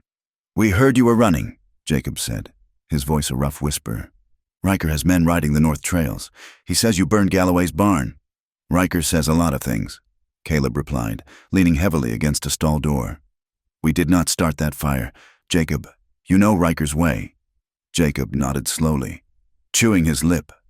Defying Elias Riker was a dangerous game, one that could cost a man his livelihood or his life. But Jacob looked at Caleb's blood-soaked sleeve and then at Lena, who stood fierce and ragged beside him. He nodded toward the back of the barn. "Put the horses in the back stalls," Jacob said. "Stay out of sight. If anyone asks, I have not seen you since the thaw." Martha moved forward then, her gaze fixed on Lena. "Bring him to the tack room, child. Let me look at that arm." In the small, leather-scented room, Martha cut away the filthy bandage on Caleb's arm. She cleaned the wound with hot water and turpentine, her touch brisk but gentle. Lena watched, handing her the strips of clean linen. Martha paused, looking up at Lena. She saw the mud on Lena's hem, the dark circles under her eyes, and the set of her jaw that refused to tremble. "They say in town that you are a fallen woman," Martha said softly, tying off the bandage. "They say you brought this on yourself." Lena stiffened, preparing to defend herself. But Martha reached out and squeezed her hand. "They are fools," Martha whispered.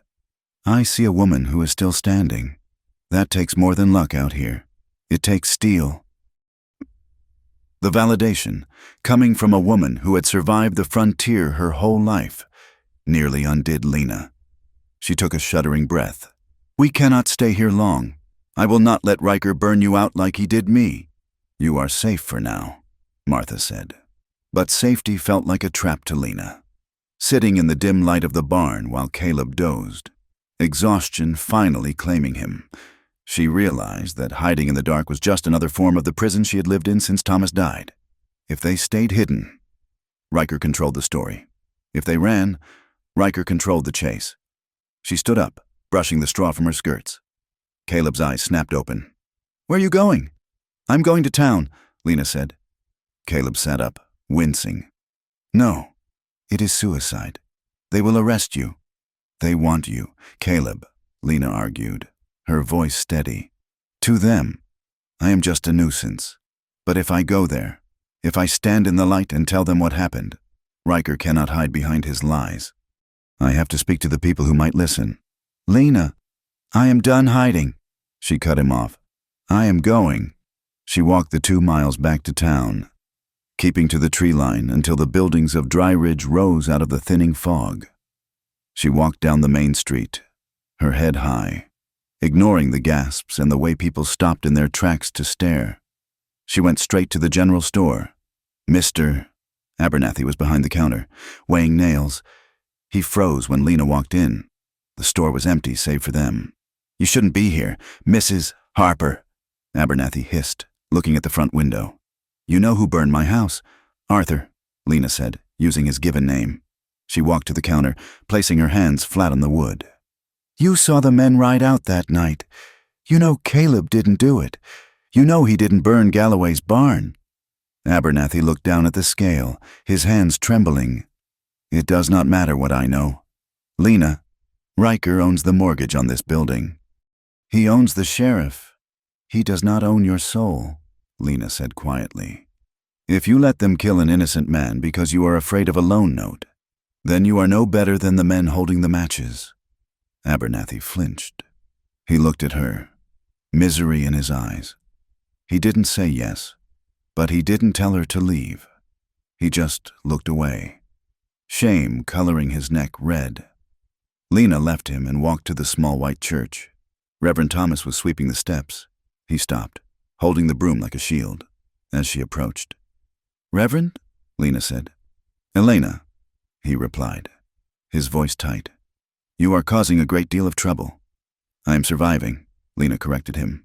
I came to ask you if you are going to stand by and watch a murder. The sheriff has a warrant, the Reverend said stiffly. It is a matter of law. It is a matter of wickedness. Lena snapped. You preach about truth on Sundays. Is the truth only for when it is easy? Riker's men attacked me. Caleb saved me. That is the only crime he committed.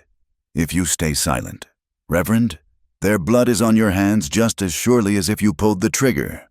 The Reverend paled. He gripped the broom handle until his knuckles were white. He looked toward the saloon, where Riker's men were known to gather, and then back at the woman standing alone in the dust. He did not speak, but the certainty in his eyes wavered. The cracks were forming. It was then that Riker decided he had had enough. The rumble of a wagon interrupted them. Lena turned to see a buckboard careening down the street, driven by one of Riker's hired hands. 2 men on horseback flanked it, Jance and the hot-headed boy. Skeeter. They didn't bother with the sheriff. They rode right up to the church steps. Jance swung down from his saddle, grinning. Well, ain't this convenient, Jance said. Boss said you might come back. Said you were too stubborn to stay gone. Leave her be, the Reverend said, his voice shaking but audible. Go back to your Bible, preacher! Jance spat. He grabbed Lena by the arm. Lena fought. She kicked Jance in the shin and tried to twist away, screaming for help. People came out of the stores and the saloon. They stood on the boardwalks, watching. 50 people, 50 neighbors, and not one of them moved. Get in the wagon, Jance roared, wrestling her toward the buckboard. He threw her into the back, where another man held her down. You tell the drifter, Jance shouted to the watching crowd. You tell him we are taking her to the Devil's Wash. If he wants her back, he can come and claim her. Tell him Elias Riker is waiting. The wagon tore off, dust billowing in its wake. Lena lay in the bed of the wagon, bruised and gasping, watching the town recede. She saw the faces of the people she had lived beside for years. Most of them looked at the ground, but she saw Mr. Abernathy standing in the door of his store, his fists clenched, and she saw the Reverend, still holding his broom, staring after the wagon with a look of dawning horror. The town was paralyzed, but the paralysis was not total. As the dust settled, Billy Abernathy, the store owner's 19-year-old son, slipped out the back door of the mercantile. He grabbed a horse from the hitching rail and rode hard for the Vance homestead. When Caleb heard the news, he became cold. The fury that rose in him was not the hot, blinding rage of a younger man. It was the cold, calculating focus of a killer. He checked the load in his rifle. He spun the cylinder of his Colt, "They are drawing you into a kill box," Jacob Vance warned, watching him. "The Devil's Wash is wide open. They will have the high ground." "I know," Caleb said. "But they have Lena." "I am going with you," Billy Abernathy said, his voice cracking slightly. He held an old squirrel rifle. "I am tired of being ashamed of my father." Jacob Vance looked at the boy, then at his wife. Martha nodded once. Jacob reached behind the feed bin and pulled out a double-barreled shotgun. "I suppose I still owe you for that winter." Jacob grunted. They rode out, Caleb, Jacob, and young Billy. Halfway to the wash, a fourth rider joined them. Reverend Thomas sat atop a mule, wearing his preaching coat.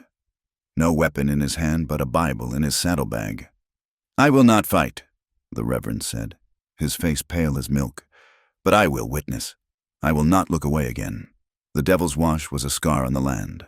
A dry creek bed 100 yards wide, bordered by scrub brush and low, crumbling cliffs. The sky above was the color of iron, heavy with storm clouds that were piling up in the west. The wind was picking up, snatching at hats and coats, whipping the sagebrush back and forth. Elias Riker sat on a large gray stallion in the center of the wash. He was a heavy man in a fine suit that looked out of place in the dirt. Behind him were 6 men, all armed, their rifles resting across their saddles. Lena stood on the ground near Riker's horse, her hands bound in front of her, her hair wild around her face. She looked small against the vast landscape, but she stood straight. Caleb and his small band rode into the southern end of the wash. They stopped 50 yards away. It was 4 men against 7, and the 7 held the high ground. "I thought you might show," Riker called out. His voice was deep, carrying over the wind. "You are a predictable man, Mr. Ward." "Let her go." "Elias," Caleb said.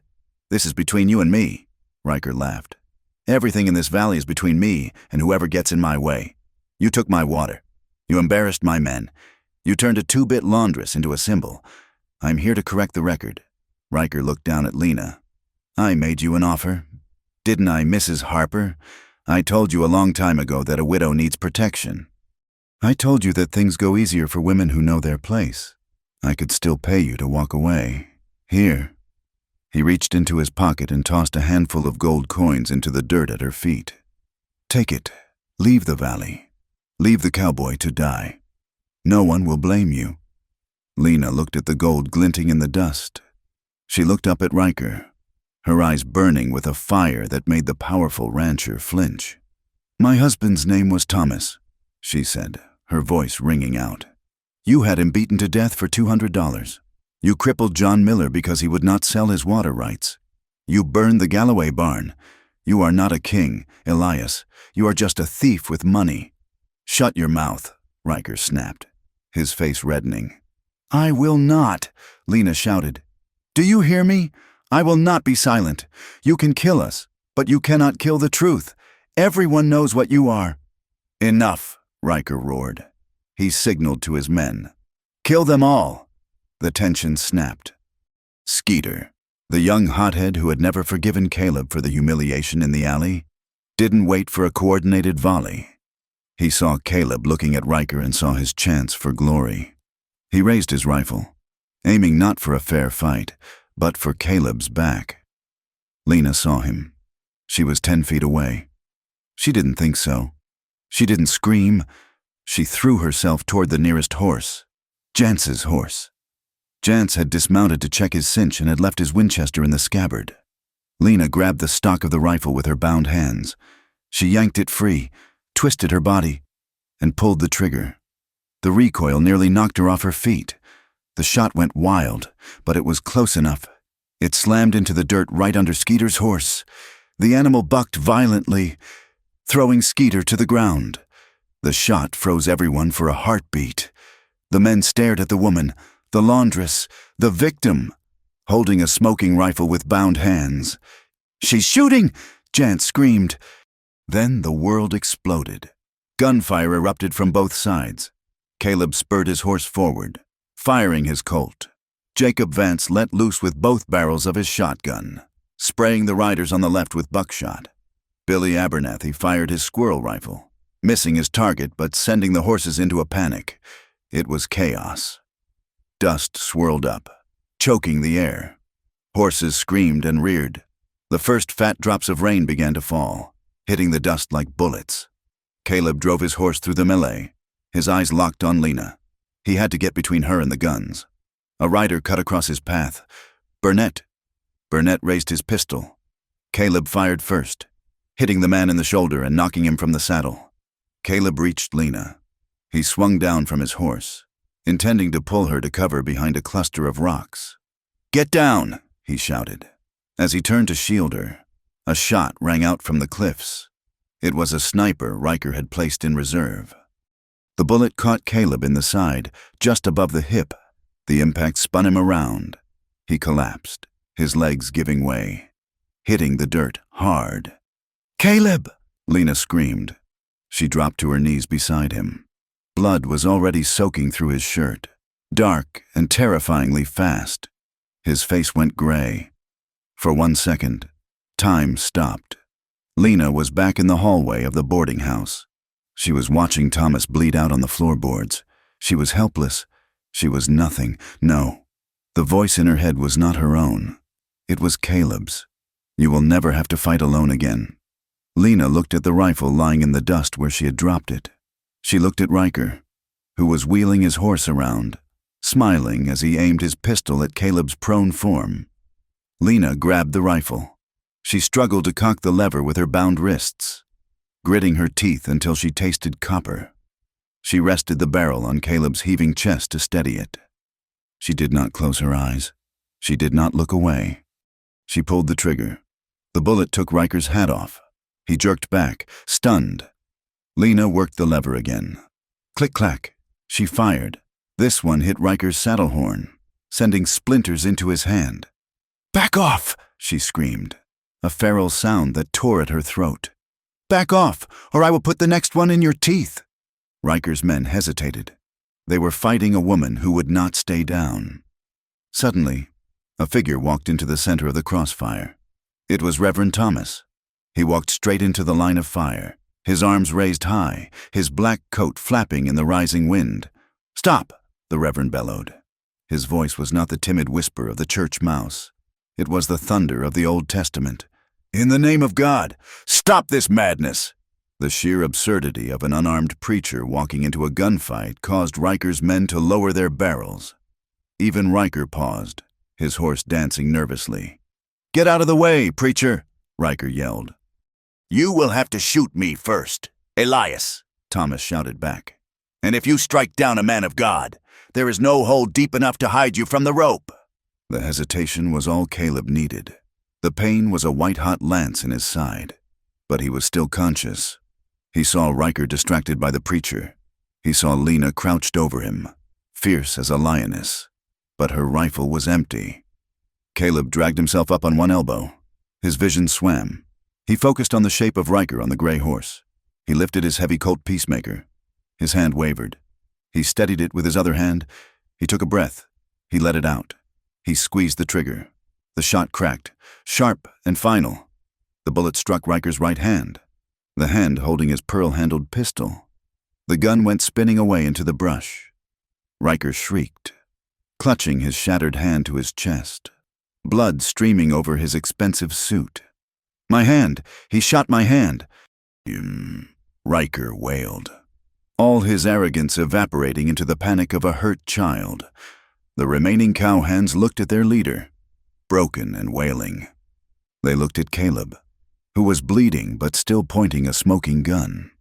They looked at Lena, who was reaching for another weapon. And they looked at the preacher standing like a stone in the rain. The loyalty bought with money dissolved in the face of death. "I am out," Jance muttered. He wheeled his horse and galloped away up the wash. One by one, the others followed. They left Riker alone in the rain. The storm finally broke open. The sky tore apart, and the rain came down in a torrent, a vertical river that washed the dust from the air and turned the creek bed into slick mud. Riker sat on his horse, pale and shaking, cradling his ruined hand. Jacob Vance walked over, his shotgun leveled. "Get down, Elias," Jacob said. You are going to jail." Lena did not watch Riker fall. She dropped the rifle and turned to Caleb. He was lying on his back, the rain washing the blood from his shirt as fast as it flowed. She scrambled to untie her wrists, tearing at the ropes with her teeth until they gave way. She pressed her hands hard against his wound. The warmth of his blood was terrifying, but his eyes were open. He was looking at her. "You!" Caleb rasped, a faint, bloody smile touching his lips. "You shot at him." "I told you," Lena sobbed, the adrenaline crashing out of her, leaving her shaking violently. She smoothed the wet hair back from his forehead, rain mingling with her tears. "I told you I am done running. If you dare die on me, Caleb Ward, I will drag you back from hell myself." "I believe you would," Caleb whispered. His eyes fluttered shut, but his chest kept rising, a steady, stubborn rhythm against her hand. Lena sat in the mud, cradling his head in her lap, rocking him back and forth as the storm raged around them. The pink water swirled around her boots, carrying away the violence of the afternoon. She looked up at the gray sky, soaking wet, exhausted, and terrified. But for the first time in her life, she knew she had won. She had fought, and she was not alone. The room above Abernathy's general store smelled of arnica, boiled willow bark, and the dry, pervasive dust that managed to seep through every crack in the Wyoming territory. For the first 2 weeks, Caleb Ward existed in a fevered gray space between waking and sleeping, his body fighting the infection that had tried to take root in the bullet hole in his side. Elena Harper sat in a cane-bottomed chair by the window, her hands busy with mending but her eyes constantly drifting to the man on the narrow cot. The window looked out over the main street of Dry Ridge, the same street where she had been dragged into a wagon, the same street where she had walked with her head down for 3 years. Now, the view was different. It was no longer a gauntlet of judgment. It was just a muddy road where people went about their business, occasionally casting guilty glances up at the second-story glass. Time passed in a slow, thick blur of pain and healing. Lena became the keeper of the clock. She measured the hours in spoonfuls of broth and the changing of bandages. She washed Caleb's face with cool water when the fever spiked, her fingers tracing the hard line of his jaw, terrified that the heat radiating from him was the herald of death. She had lost one husband to the violence of men. The fear that she would lose Caleb to the aftermath of his own bravery was a cold stone in her stomach. She slept in fitful bursts, waking at the slightest change in his breathing, battling the old, whispering voice that told her love was something the world only gave her so it could be taken away.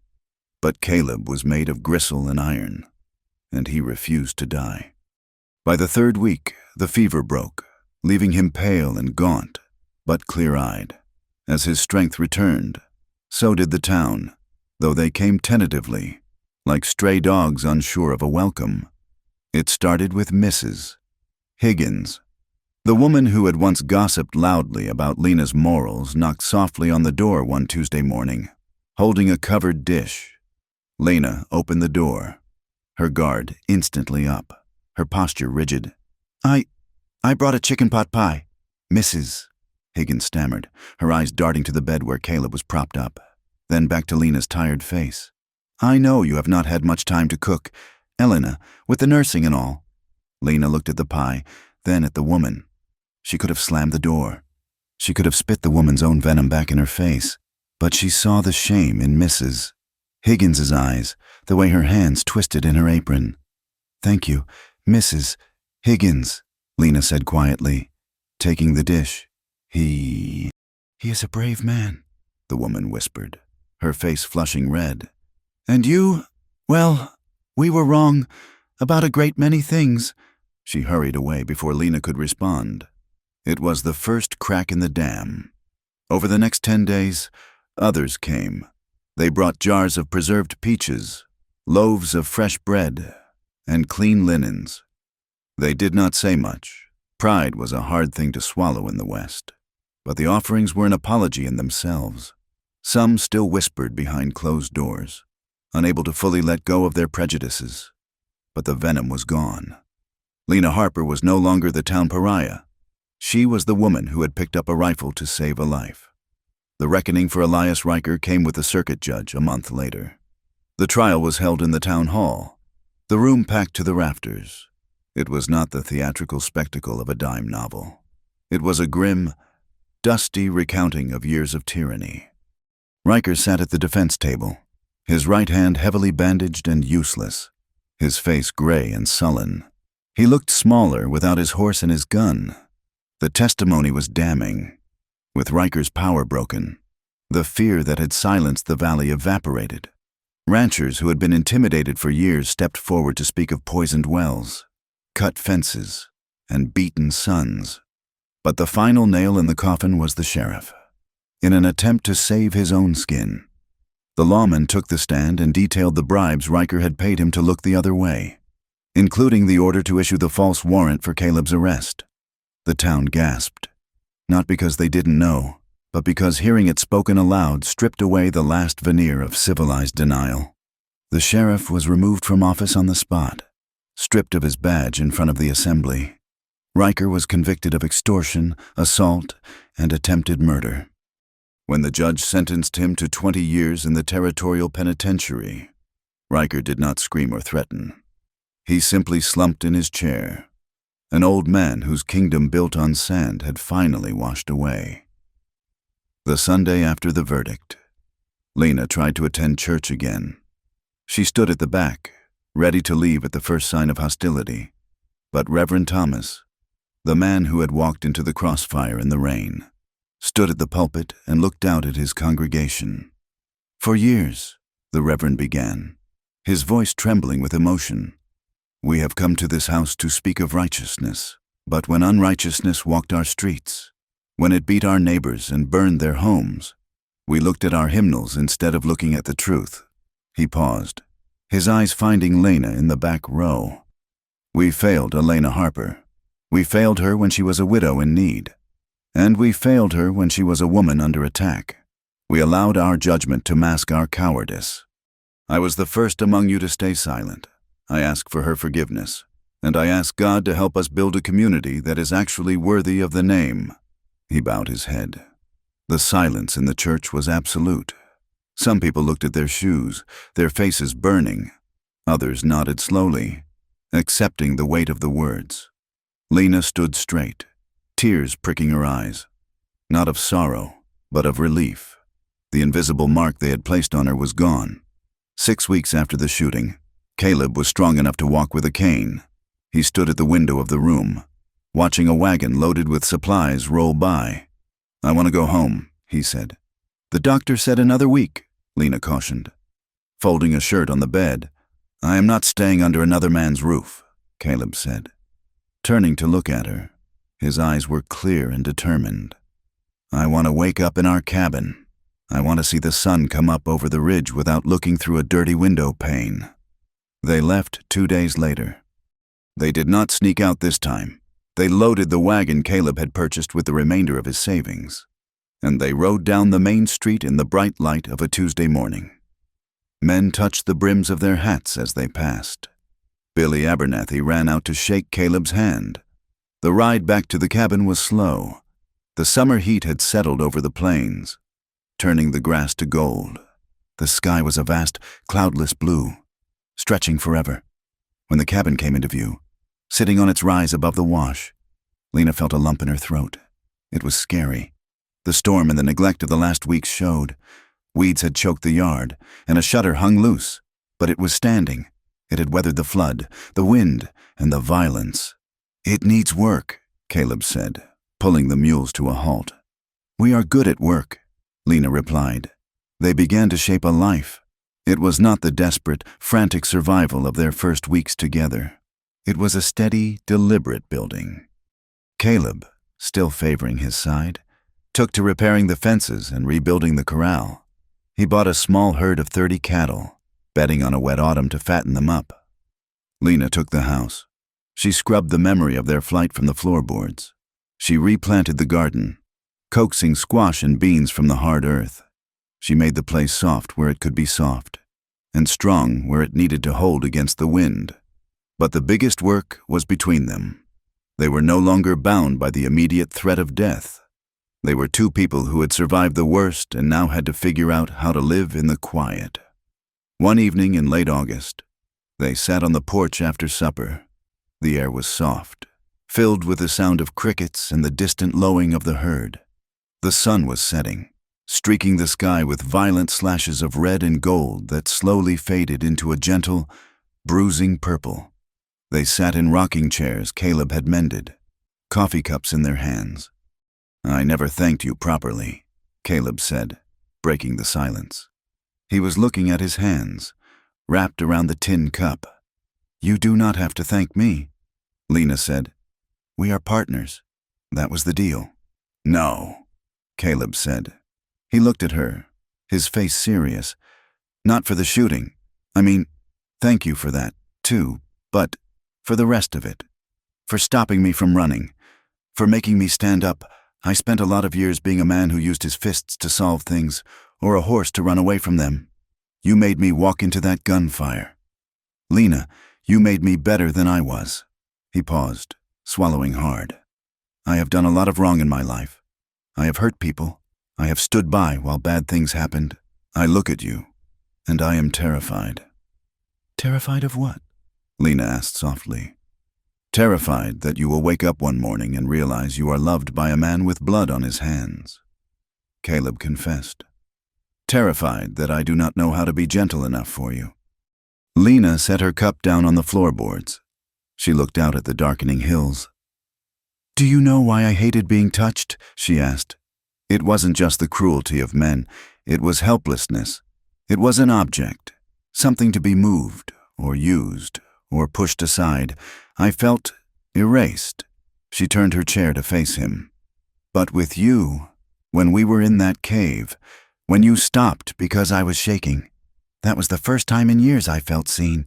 You gave me the power to say no, and because of that, I found the power to say yes." She reached out and took his hand. His palm was rough, calloused from the fence work, but his grip was careful. "I am not afraid of your past, Caleb," she whispered. "We both have ghosts. But I look at you, and I do not see the enforcer. I see the man who built a wall of coats to keep me warm. I see the man who came back for me. I love you, Lena," Caleb said. The words were plain, unadorned, stripped of any poetry but the truth. "I have loved you since the moment you stood up in the mud in that alley and told me to go to hell." "I love you," Lena answered, her voice trembling. "I love you more than I thought I could ever love anything again." Caleb stood up. He held out his hand to her. This time, there was no hesitation, no flinch. Lena stood and closed the distance herself. She stepped into his space, looking up into his eyes. He reached out and cupped her face, his thumbs tracing the line of her cheekbones. "May I?" he whispered. "Yes," she breathed. He kissed her. It was not the desperate, frantic kiss of the blizzard. It was slow. It was deep. It was a question and an answer all at once. It tasted of coffee and longing and the dust of the day. Lena wrapped her arms around his neck, pulling him closer, feeling the solid, undeniable reality of him against her. He swept her up into his arms, ignoring the protest of his healing side, and carried her into the cabin. They moved slowly, with a constant, murmured reassurance. Caleb undressed her as if she were made of something rare and fragile, his eyes asking permission with every layer. Lena guided his hands, placing them where she wanted them, reclaiming the geography of her own body. "Is this all right?" Caleb asked, his voice rough with desire, but checked by care. "Yes," Lena whispered, pressing a kiss to the scar on his chest. "Yes, Caleb," when they finally lay together on the bed, skin against skin. The last barriers dissolved. It was not just an act of pleasure. It was an act of healing.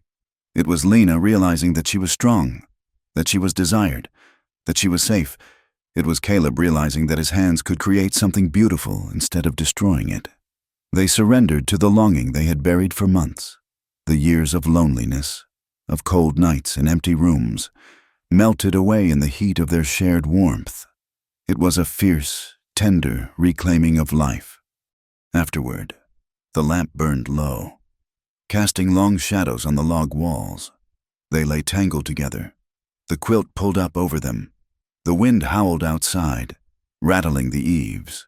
But inside, it was still. Lena rested her head on Caleb's shoulder, listening to the steady, strong beat of his heart. She traced the line of his arm with her fingertips. "This is justice," she murmured sleepily. "What is?" Caleb asked, kissing the top of her head. "This," she said.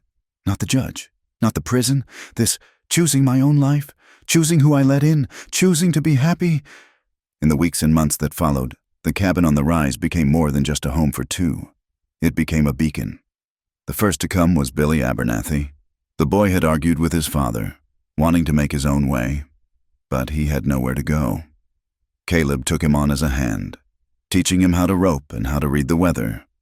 Then came a woman named Sarah, a friend of Lena's from her laundress days, who showed up at the door one night with a bruised eye and a small bundle of clothes. Lena didn't ask questions. She just put a pot of coffee on and made up a pallet by the fire. Sarah stayed for 3 months until she saved enough money to take the stagecoach east to her sister. Then came an old drifting hand, a man Caleb had ridden with years ago who was too broken down for the big outfits. He just wanted a place to work where he wouldn't be mocked for his limp. Caleb gave him a hammer and pointed him toward the barn. Their small ranch became a refuge on the edge of the harsh world. It was still surrounded by dust and drought. The storm still rolled down from the mountains with terrifying force. The cattle prices still fluctuated, and the work was still backbreaking. But there were small green shoots in the garden.